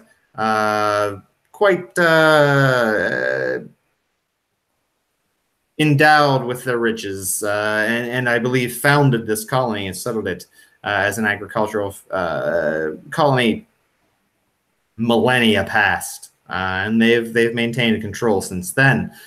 So yes, it's a family line that runs, and I of course am beholden to them in creating the tithe. It is their job, of course, to get the tithe to the Imperium. My job is simply to produce it, and so they have not quarreled with me about my duties. Seems now they have maybe perhaps done theirs, and you have arrived. So would they be part of any kind of celebration or festivity if we were to have one? Oh, they would certainly be invited. I would never think to not invite. Of course, our beloved rulers to such an event. Whether they show, of course, is another story. It depends on their schedule. They're quite busy with whatever political dealings they might have. I don't know. Of course, I could arrange a meeting. I'm shocked they haven't come to seek you out already. A ship landing seems like something they might be quite interested in, I would imagine, as rulers of the planet. I'm not quite sure why they would not have. Yes, I think that would be the first thing to do, would be to set up a meeting with the royal family and the rogue trader, and then from there we can maybe discuss with them if there would be any kind of celebration or festivity. So I think the first order of business would probably be to set up a meeting with them. Of course, and perhaps, obviously, you've just arrived, so I've heard you've only been here, since this afternoon. So word does travel fast, but perhaps not that fast. So I'm sure if you waited long enough, they would come to find you and have they may even set up their own reception. Who knows? So that sounds like a wonderful idea for getting us all together to speak. Would you necessarily be part of those discussions with the brothers, or would that be a separate hierarchy? It would depend entirely upon. Of course, I would be more than happy to act as an intermediary or arrange anything you might need. It's my honor, of course, as you're helping deliver my purpose to the Imperium. So I'd be more than happy. I don't have to be, though. However, if they would prefer to speak with you in private, then I would not be so brash to intrude. Of course. So could we, with your standing and prominence on the planet, would you mind setting up that meeting? And then obviously I would not mind, or I'm sure we would not mind if you joined, but I guess that would be up to the Königsberg brothers if they choose to have that. But would you mind putting that in motion to set up a meeting with everybody? Oh, absolutely not. I assume they would make room within their schedules. Would you like to do so perhaps tomorrow, sometime in the early morning? That sounds mid-morning, wonderful. Of course. Well, for royals, mid-morning. Perhaps noon even, but before the evening time. That sounds wonderful. I'm sure we'll have to get the approval from my captain and the rest of the crew, but if we use that as a basis for moving forward, I think that would be a good idea for a plan to follow. Excellent. Well, please get back to me as soon as you can. I'll give you my. She gives you like a comm bead channel. You can contact me directly. Of course, I'll do everything I can to help. Please let me know if this is acceptable to your compatriots. And in the meantime, at this point, I'll say Jarnan and Adelar come into the room, and Kynnoch, are you coming? You were coming in, right? Yeah, I'm making a bead straight for wherever I think they are. So they walk in, nonchalantly, versus, and then so they come in, the doors close. You hear Adelar, greetings. I've brought, of course, his honored friend Emmaus has joined you, but we have a missionary from the ecclesiarchy itself. Brother Jarnan has been instructing me upon the finer points of the ecclesiarchy and has even agreed to bless the divine shard who that has directed me to the church itself. And he's kind of like blah, blah, blah, just going and going and going. And then Kynnoch kind of like busts in through the door. And you can even hear, like, leading up to that, he's just saying, Jarnan! Jarnan! Yeah, so you like Kramer style, bust through the door. Whoa, Jerry! Jarnan! She's like, oh, this is fantastic. You're more of your compatriots, I assume. Jarnan! Emmaus! We're done here. I just got here, and he's gonna. Is the guy that like escorted us here, or still? He's the one with Jarnan, right? He's the one with Jarnan, yeah. Real quick, wasn't the guy that I was with's name Kobar? It's Adelar Kober. Oh, okay. Last name, first name, yeah. It is. I've been writing the wrong name in my notes this whole night. His first name is Adelar. His last name's Kober. It's okay. I go between them, but that is both his names. Yes. Okay. And I'll point at him and go, you. He looks terrified when you do that. Like, what? Me? He doesn't say that, but that's what he looks like. We require transportation. Set that up. The Harvest Mother, she was leaning she was kind of like sitting, leaning on the table by Emmaus. She stands up. Please, sir, there's no need for this sort of rudeness. Please, have a seat. I'm happy to pour you some wine. I have plenty of food if you'd like to sit. Take a rest. You seem quite frazzled. He'll interrupt her and say, "Do you interrupt me?"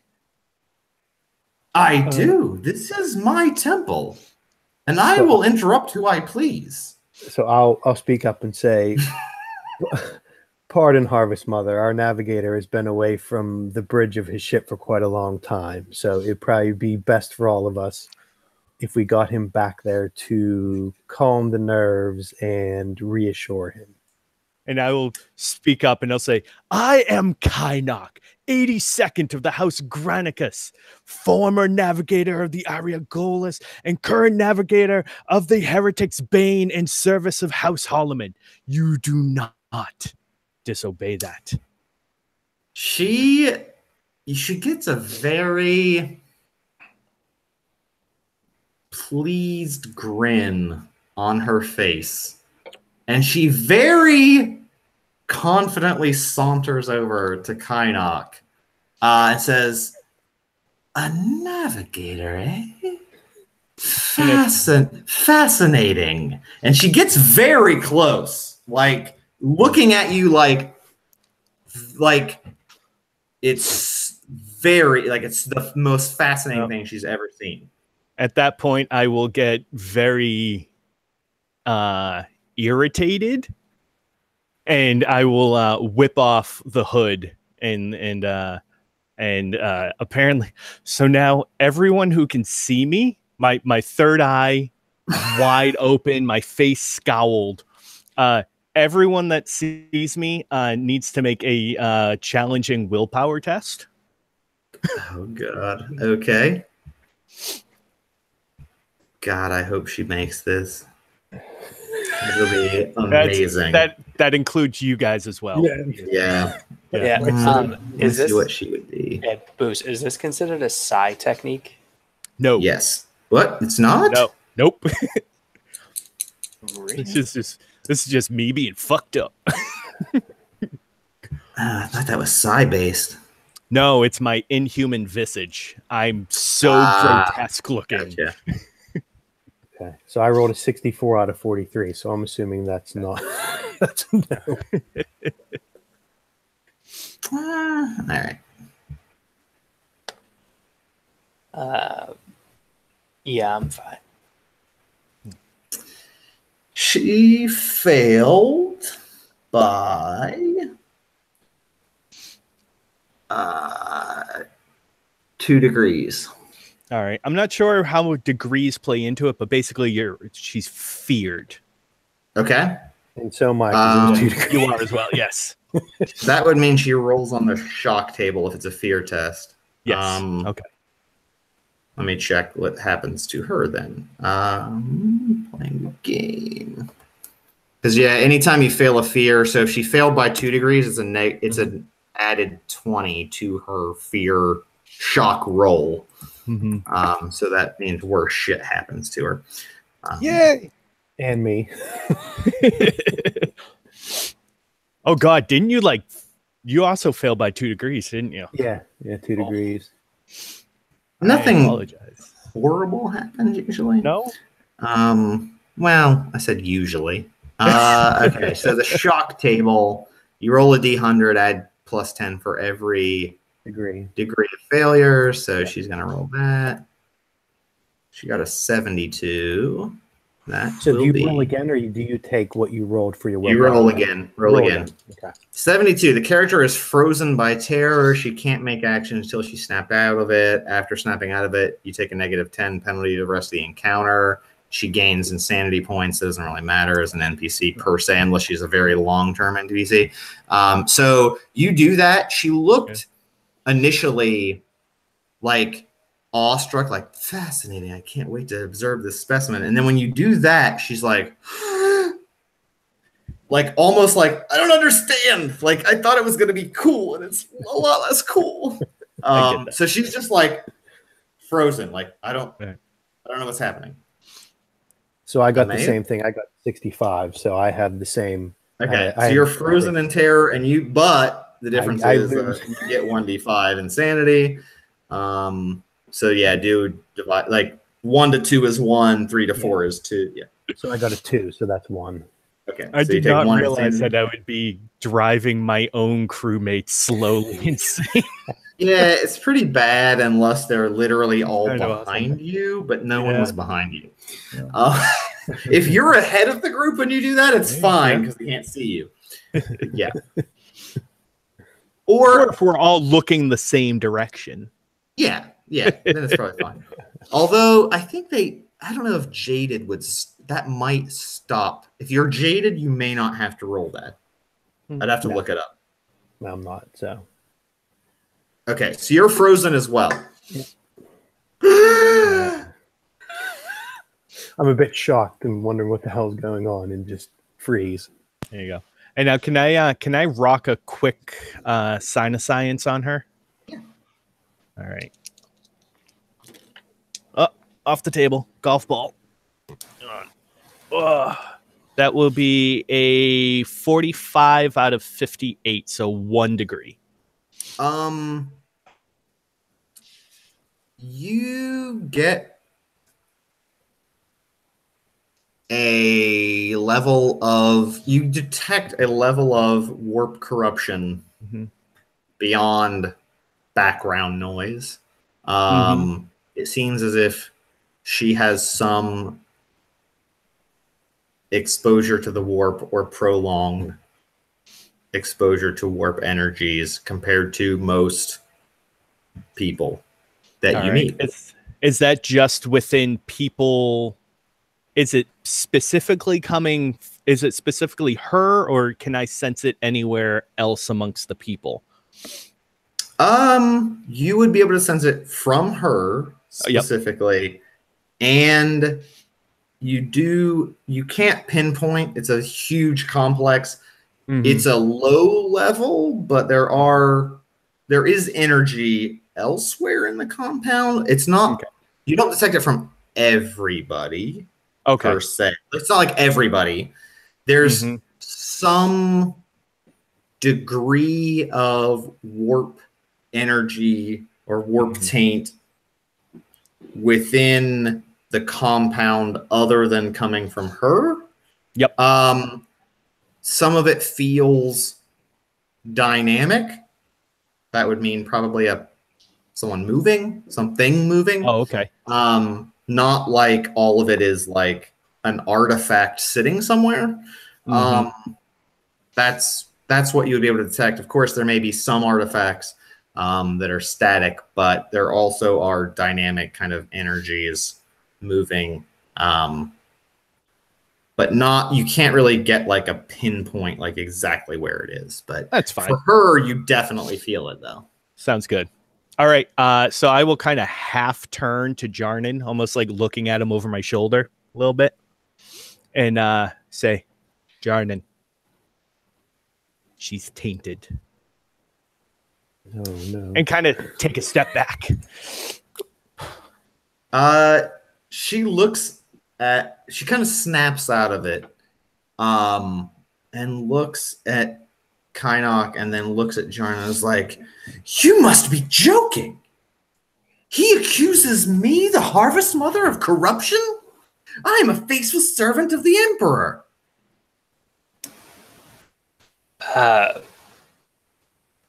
Real quick, what was the acolyte guy standing next to me, Kobar's reaction when Kynnoch took his hood off? Oh, sorry, I didn't roll for him. I forgot that he was in the room. Failed by 2. Like nothing happened. I don't know what. Let me see what I'm not. I don't know. It's gonna be 29. He just kind of is. He's a little shaky, but that's He's it. himself Like, a little. like he's just kind of like shaking, like a little shocked. Okay. While the other two are like doing their stupid thing, I'm just gonna lean over to him and be like, "That's good. Feel the light of the God Emperor. You are not shaken like these others." So I'm gonna look at Kynnoch like, "You're sure?" You think this is something I would joke about? I won't stand here while you accuse me of treachery against the Imperium. You claim I am tainted? I will ask you to leave my presence now. Say, I do not claim you are tainted. I state you are tainted.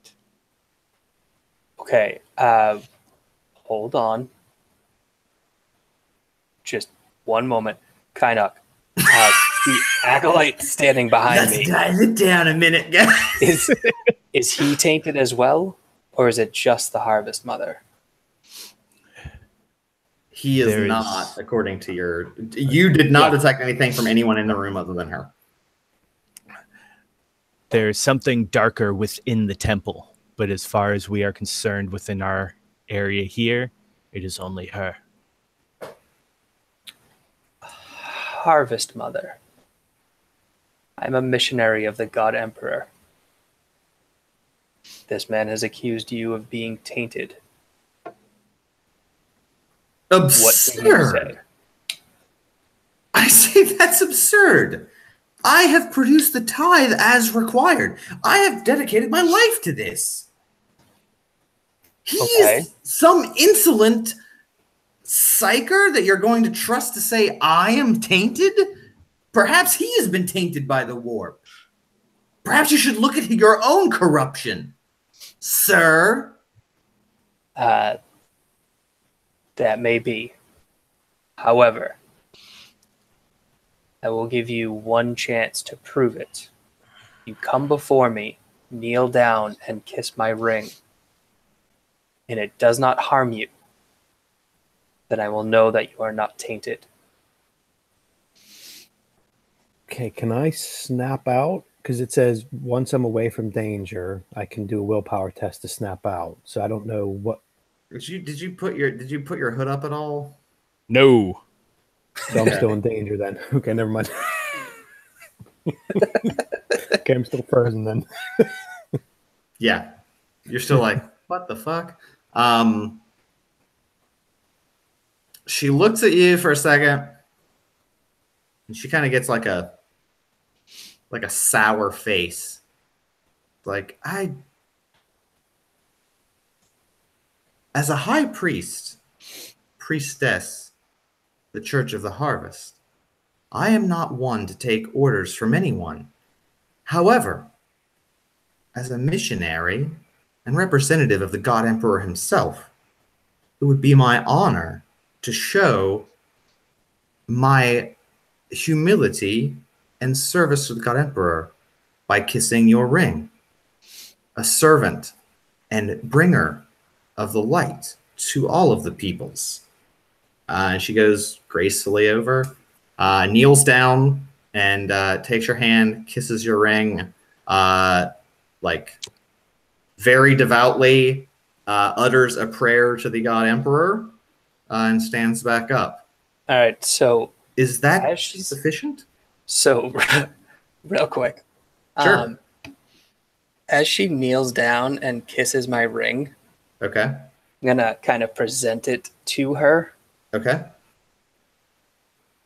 And then I'm going to turn on my ring, and it shoots a gout of flame into her face.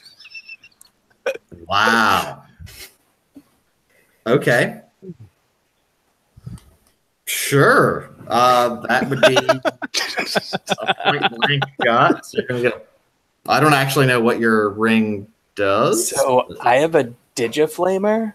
It's basically a one-time use ring that has a 3-meter range Okay. And it's basically like a flamer that does 1d10 plus 4 damage.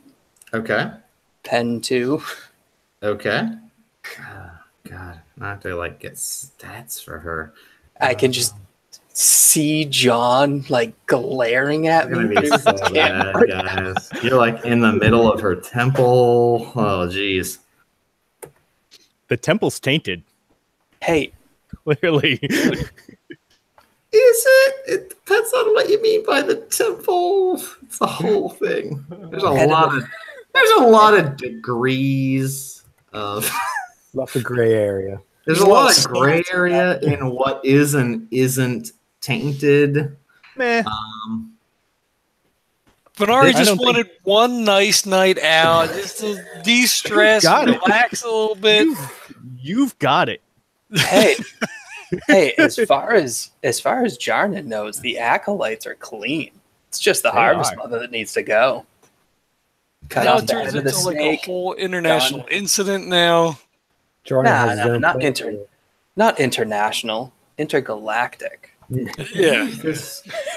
Inter-imperial. Sorry, I'm trying to open another book, and I'm like, it's not letting me open it. Don't play. What's that song by the Beat? Can we play Intergalactic by the Beastie Boys in the background right now? John, not right now. I can on the podcast. Edit it in, kick it. God damn it, this sucks. Intergalactic, planetary, intergalactic. If I can do more than that, we'll get sued. No, you can only do 30 seconds of it or we'll get sued. So this is the worst. I'm so mad. I need stats for someone to be like a regular person. Shit, it would probably be like Dark Heresy stats, right? And I'm like you're terrible at everything.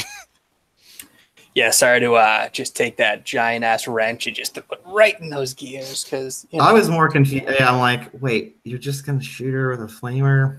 All right. Yeah, there is no black. It's only black and white with Jarnan. She's tainted. That is it. In the face too.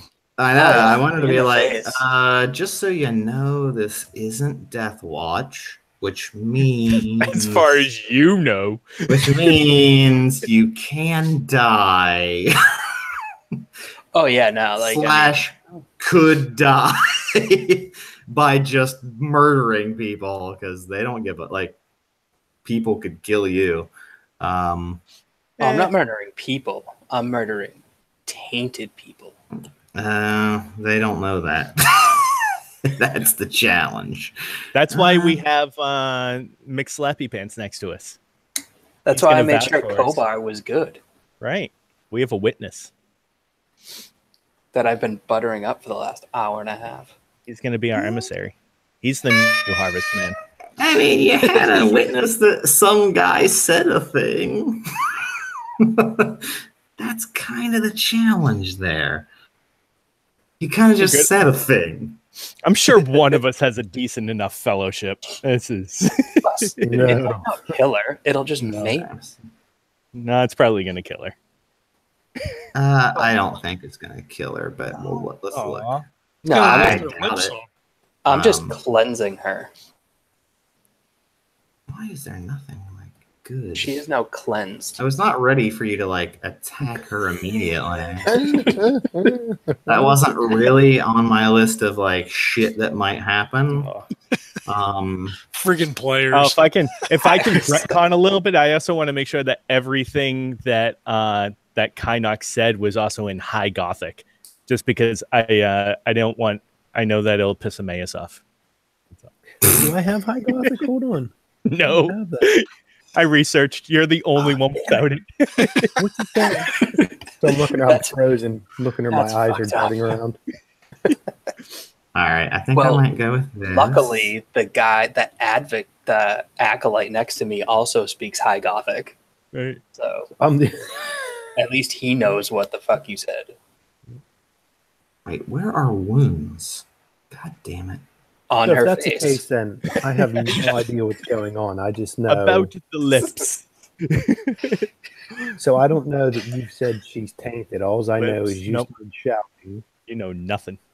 And then Jarnan said to kneel and kiss the ring. So I heard that part. I'm assuming Jarnan, or did you say that in High Gothic?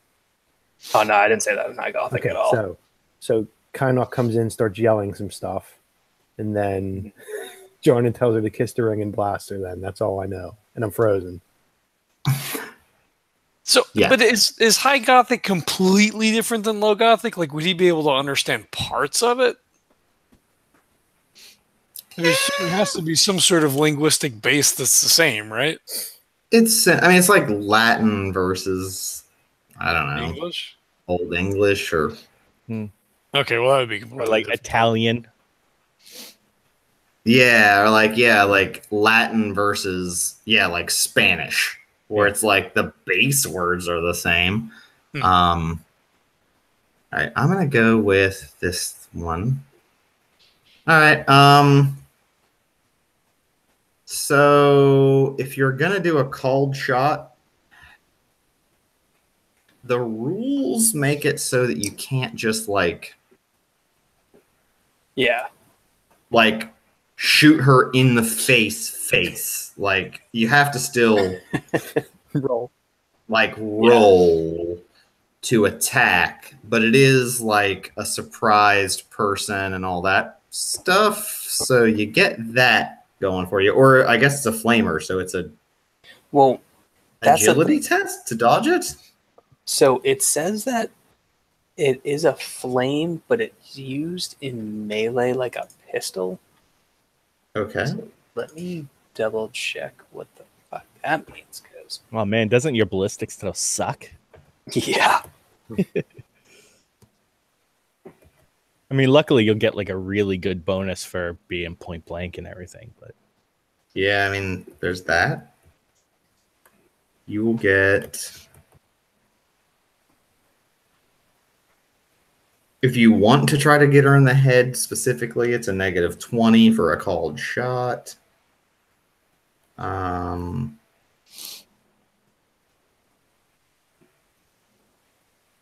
to figure out what the bonus is for point blank. I believe is +30. Yeah, I think so. And I think you might still get a +10 for being a single action. Surprise where is 30 and point blank is 30, but I don't know if they stack. So it might be a +60. Yeah. -20, like then you make the called shot then. Yeah. I mean, then you're rolling off like a 70, I think. Yeah, you're at a +40 if there's no other modifiers. Let's see. Oh, you know what? The class is actually pistol. So it's not a flamer. Yeah. It just does fire damage. It just does fire damage.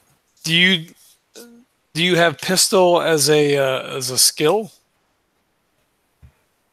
I have.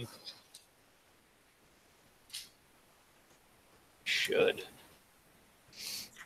I've never actually used a pistol. I'm a really bad player right now. Using a weapon without the correct talent is a -20 as well. Let's see. But you'd still be at +20. Yeah, I have. Oh, you know what? No, I don't get pistol weapon training until rank 3 as a missionary, so I'm taking a negative because it's a pistol too. The penalty for not having a skill is half your skill. I'm missing. I am totally missing with this thing. Well, no, because if you forego the called shot, you're rolling at a +60. Well, no, so it's -20 to use a weapon without the correct talent. Is it? I thought it was half your skill. Nope. Okay. Page. I don't know what page it is. I have a copy. So it's -20. Yes. Which is actually worse for you than half. Yeah. So that puts me down to a 5. Because my ballistics is only. Well, no, it wouldn't be a 20. It would be a +40. Because +60 -20. If you don't make the called shot. If you don't do if I don't make the called shot. Do a called shot, it's going to be +20. +20. Yeah. So you get +60 for being point blank and a surprise. But then you have -20 for not having that training, plus any other negatives if you decide to do a called shot or something else. All right, so can I do a called shot next to her head instead of like in her face, as almost like an intimidation thing? Aww. Like she kissed it and it shot out, and be like, "You're obviously tainted because my ring reacted to you." You could choose to miss, right? I mean, in that case, that close, you're going to have to roll to see if you do miss. Because if you miss your miss by enough, you hit her. I don't think I'd ever say this before. 100, 100, 100, 100. So if you call a shot and you miss it by a lot, I'm gonna rule you actually do end up hitting her. I want you to burn in her mouth. Like, okay, so I got so I have plus. Okay, so it was plus 40, but if it's a called shot, it's only plus 20. Correct. So that'll put me at 45. Fuck. All right, so I got a 62. So I missed by what, 2? I think it's only 1 degree, right? 45 to 62. 62. Yeah, so it's only 1 degree. Oh, although catch her hair on fire, maybe. I'm not gonna do it because there is if you shoot into melee and it's within 20 of the target, you hit your comrade that's in melee. But that's not the same thing. So you, I'm gonna say you fire it, and it doesn't hit her, but she certainly knows that it was not meant to be. It wasn't an accident or anything like that. And then, oh, sorry, my ring went off by accident. She screams, It guards, happens when people touch it. as loud as possible. Just guards. And then we're gonna break there. Because I certainly don't have time to stay up that late this evening to do an entire combat. Against an entire temple. Yeah. That's going to be a fun challenge for you guys because you literally are in a temple of people that do not think she's evil. So regardless of what you say, they're probably not going to believe you unless you're really fucking charming or really intimidating. Nope. But it's going to go really interestingly at this point. And we'll have a lot of fun when you see what she draws on you. It might be really bad. Just me and you and my guards. I mean, I'm going to say FYI, if you need to, you just burn a fate point, and if you die, you don't die. But you burn a permanent one that never comes back. So Again. Yeah. I don't think that Jarnan has any more to burn. No, I still have 2 left. I've only burned do you? 1. Yeah, I Okay. burned 1 that one time. I You started got like he's got 5. one-shotted. See, I only have 2 fate points. Yeah, I started really? with 3, so I'm good. Yeah, And I rolled really my bad. Psyker in the Dark Heresy game has started with 5. Oof, nice. I had to burn 1 last time I played. I didn't play this week, but last week. But the last time I played, I got literally the crit was I was split open from chin to groin with all of my insides now on the outside. And somehow You're inside out, boy. I somehow spent a fate point to not die, so I pretty much ruled that it cut the muscle and skin, but didn't rupture any internal organs, even though they all spilled out. Also, by the way, it put a 4x4 box of blood around me that you would slip on. It was fucked up. Oh, that's awesome. I didn't die, so I haven't played since then. But I was like, oh Jesus! So get ready for that. Can't leave you guys alone for 10 minutes. No, 10 minutes is fine. 2 hours, though. Nope. Yeah, they're really going to get into trouble. They only have about a 10-minute attention span before someone's committed heresy. At some point, that's heresy. Nobody here has committed heresy except for her. Hey, Yeah, according to you. As far as we are concerned. As far as you're concerned, that's accurate. Technically, that's accurate. As far as I know, dude, the kid next to me, he's golden. Yeah. And he's on my side. I mean, that was kind of the point. I mean, he has actually meant to be not a bad, like he is meant to be literally like the young, impressionable, faithful. So he's not. He actually is not corrupt. We better be able to throw him a pistol or something. Oh, dude. I'll throw him my chainsword. There you go. Like, hey, this was given to me by someone very high up in the church. Take good care of it. But don't take good care of them because they're tainted.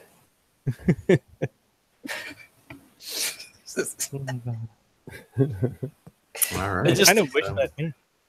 I imagine Jarnan like Chris Pratt in the Jurassic movie where he's just got like his hands out. He's like, no, it's just her. She's tainted.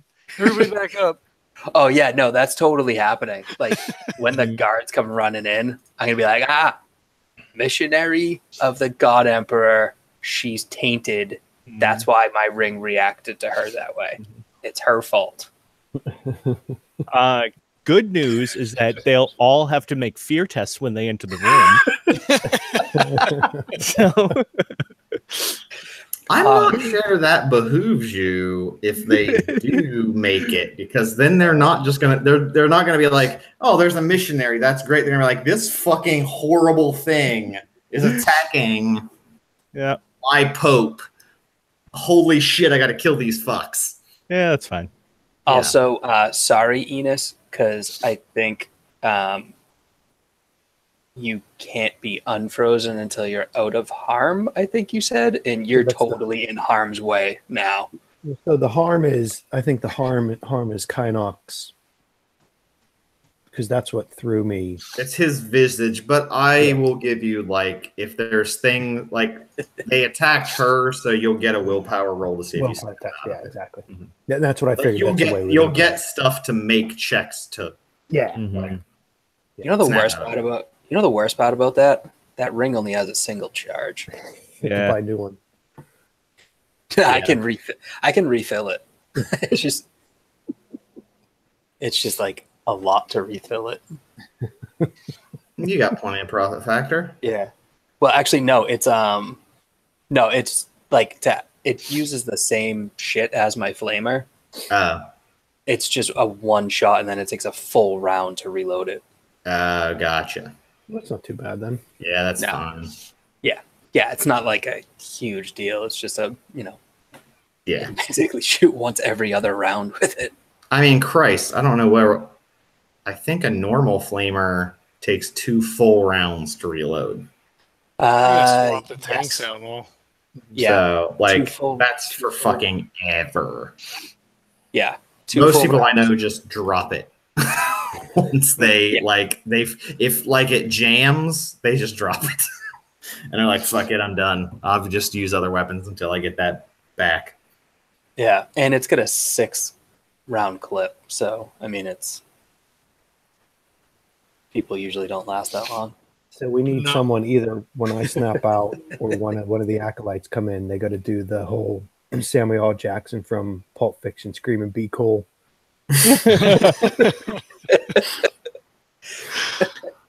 In the diner. Yeah, I feel like it's gonna be really bad.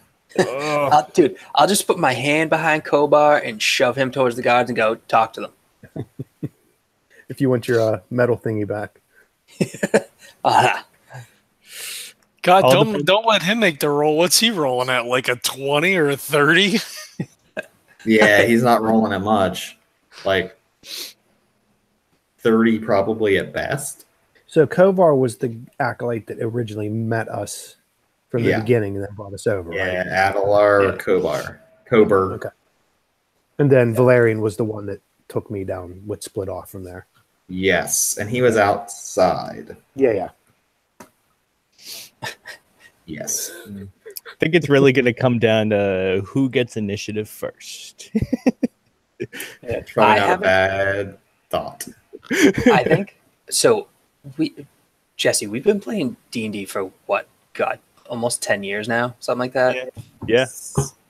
I think this is my first GM going, are you fucking kidding me? That I've gotten so far.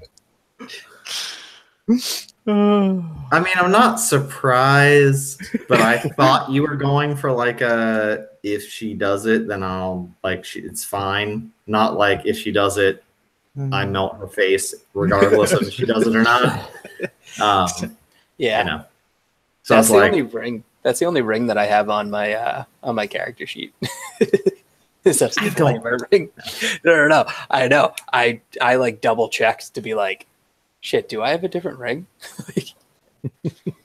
Well, Seth, if you would have let her go, it would have bought us a bunch of time to go and investigate the other shit. Yeah. Oh, we can still do that. Well, assuming you guys live. Trust me, we'll live. I mean, even if you live, I'm not sure you could. I'm not sure even if I that you could kill everybody in that temple and make it out and then not have anyone know that you did it. The question is, who's not going to know you did it? That is very yeah. Well, we at least have a little bit of time. And the difference here is kind of this. Your rogue trader crew, just because it's not illegal for them to do shit, doesn't mean a fucking royal couldn't fuck you up because they just were fuck you, pissed off. It's not like your Inquisition. That's the only difference. A rogue trader could still get shot in the face. Inquisitors, maybe not. So that's your challenge. Well, I mean, technically, I am in the Inquisition. No, you're not. No, I know. You are not in the Inquisition. You do not have a signet. If you had a signet, you could have just flashed that and everyone at that temple will kill her. You don't have one. You are not in the Inquisition. You are not an agent. You are yet.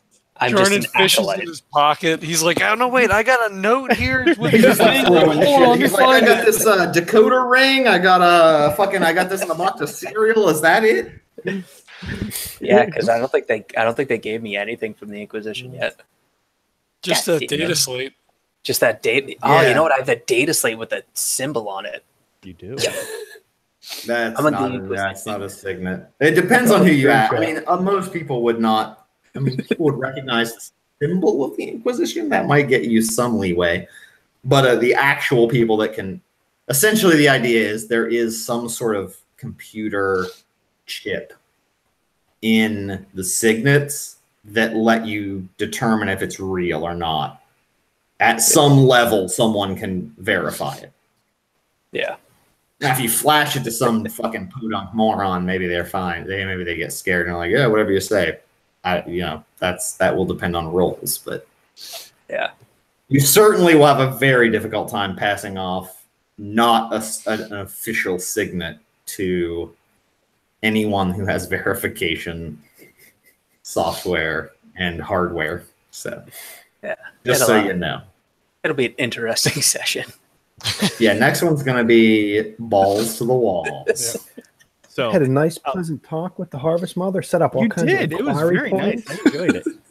I mean, she was trying to seduce you a little bit and definitely get on your good side.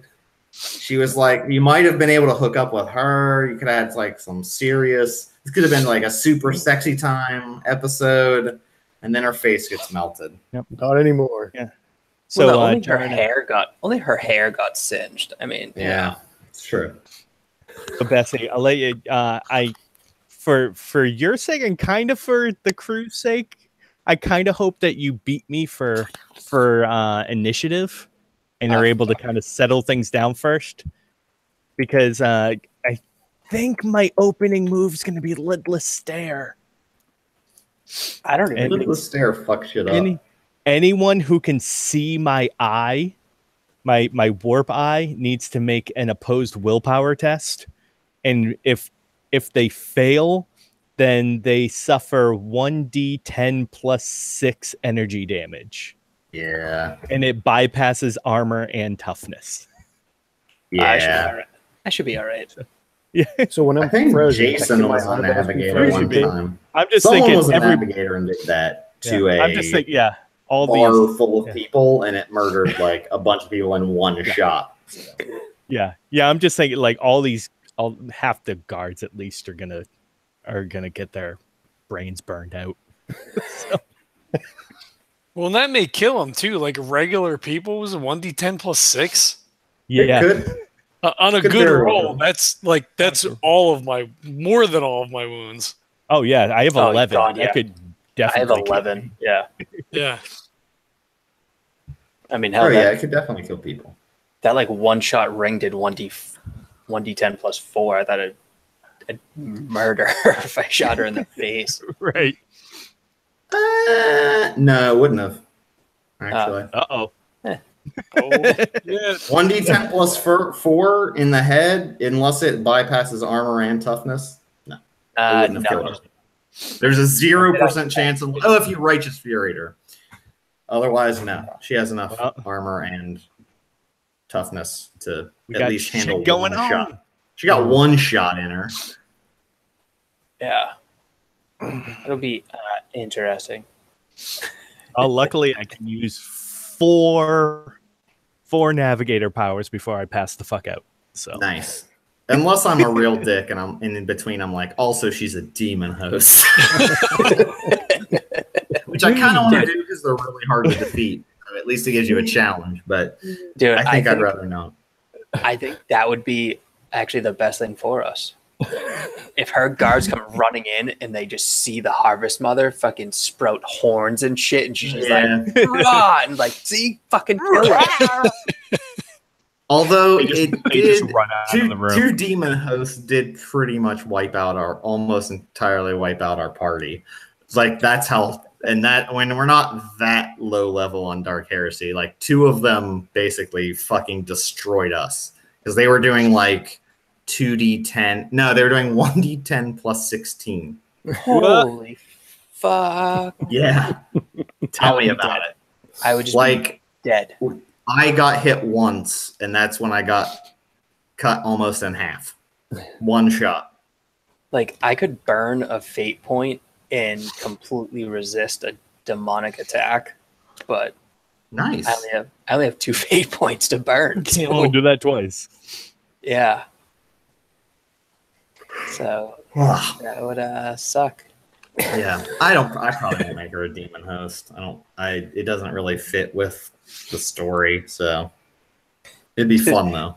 Did me burning her face fit the story? No, but it's definitely going to be fun whenever you don't know what's hidden under a cloak will be the interesting part. I could have found out. You just ruined it. The answer is boobies. She just takes her top off, and you're like, 7 of them. You just give up. You're like, never mind. Let's make out. You're cool. She's tainted. I don't care. Boobies. We're not Venari. Well, what would be really funny is Lavina. Her name was Lavina, right? That John went on a date with. They're like laying in bed. They're like, yeah, that was good. And Lavina's like phone rings, and she's like, they did what? Dude, you killed the Harvest Mother. And she'll blame me. Thanks, guys. Bullshit. Can't leave them alone for 5 fucking minutes. She just like takes her auto pistol like right onto your balls. Well, Time to call my shot. I explicitly said I was sleeping with one eye open. It's true. It's true. But was it that eye? Oh, Because it's about to be. Gross. Wide open. Terrible. Terrible. All right. I got to go to bed. I'm dying. Yeah. All right. Well, next time's going to be very exciting, guys. So we're playing tomorrow, right? I got to sleep sometime, guys. Oh, man. All right. This is going to be fun. This should be a really fun battle. I'll have stats and everything ready, so Nice. see what happens. Cool. All right. Thanks for running. I would say thanks for playing, but I'm not really sure now. I feel bad because you didn't you were hanging out in post-coital bliss the whole time. That was good. It's good. We have a whole other crew episode. It's fantastic. And this is what happens when there's Star Trek without Well, the that's cars? true. Come That's on. true. without This you. is why They're we like, need Venari around. It's the Enterprise's night crew. We're gonna meet them after next session. yeah. You're gonna be so mad. Yep. Venari, you see Venari on the bridge. He's just waving in a whole bunch of fucking green kids. Their knees are knocking. You are gonna navigate. You are gonna. Arch militant, missionary, void master. I don't know shit. Next time, I'm just rolling up a straight up psyker. That'll be fun. Push Why every is there power. blood leaking out of the walls? Why is my clothes talking to me? I'm so confused. Oh, we Yeah. already did that. Yeah, that's true. once. Yeah. All right, guys. Good night. All right. Let's wrap it. Yep. Thanks for running. Hopefully, Venari did. Yeah.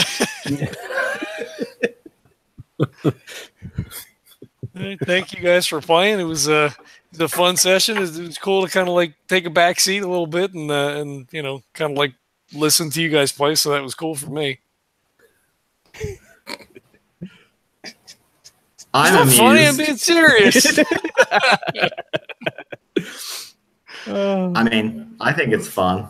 So I'm amused. And I wasn't trying to be deceptive other than when you brutally failed scrutiny rolls. So then I was purposely telling you had the wrong information, but you kind of knew that. I probably should roll those myself to know.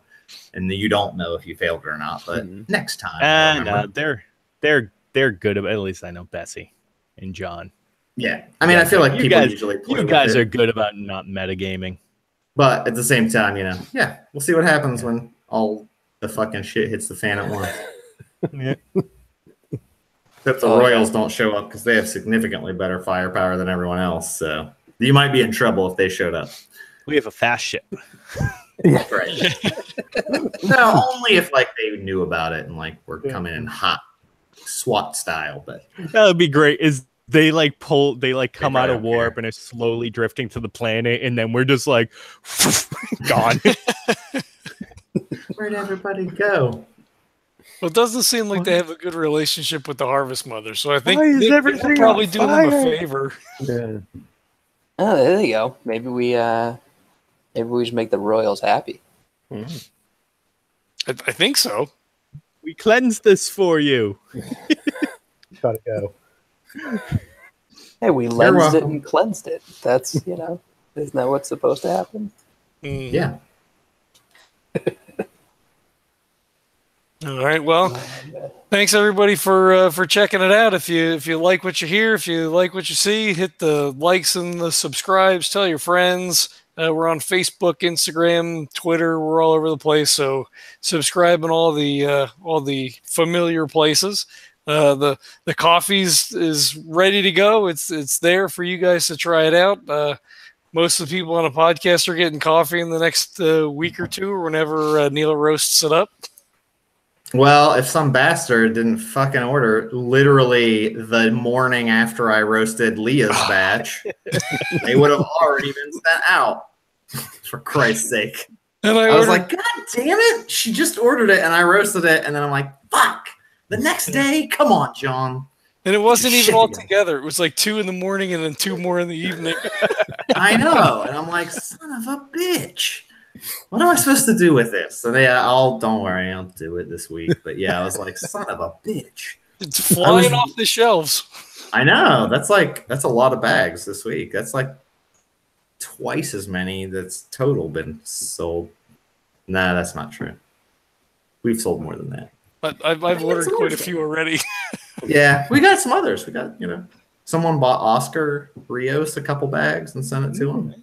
Yep. So some folks seem to gift it a lot.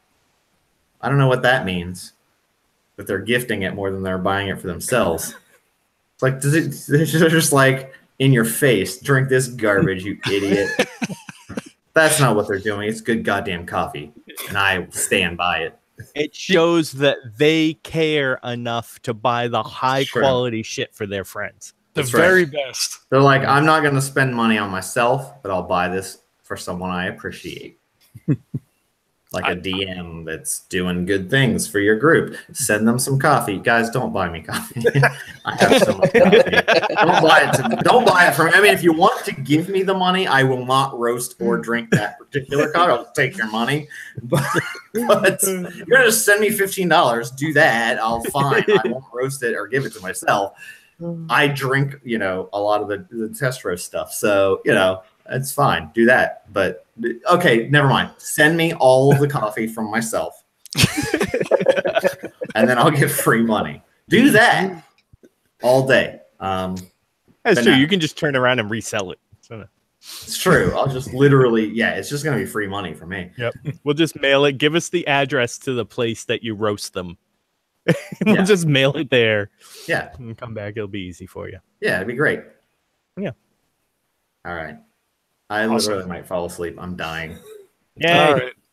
I'm up so late every night. I gotta go to bed like at a reasonable time tonight. And by reasonable, I mean almost 1 o'clock by the time I get to bed. But it's better than 2 or 3. That's true. All right. Come back next time for fun times. John, sign us off. All right. Thanks, everybody. We'll catch you next time. Peace. That was it. That was the sign off. I signed with fire, like a coffee thing, and now there's this. So this is what we're gonna end on now. So you're welcome. Bye. Cleanse the taint. See ya. Butthole.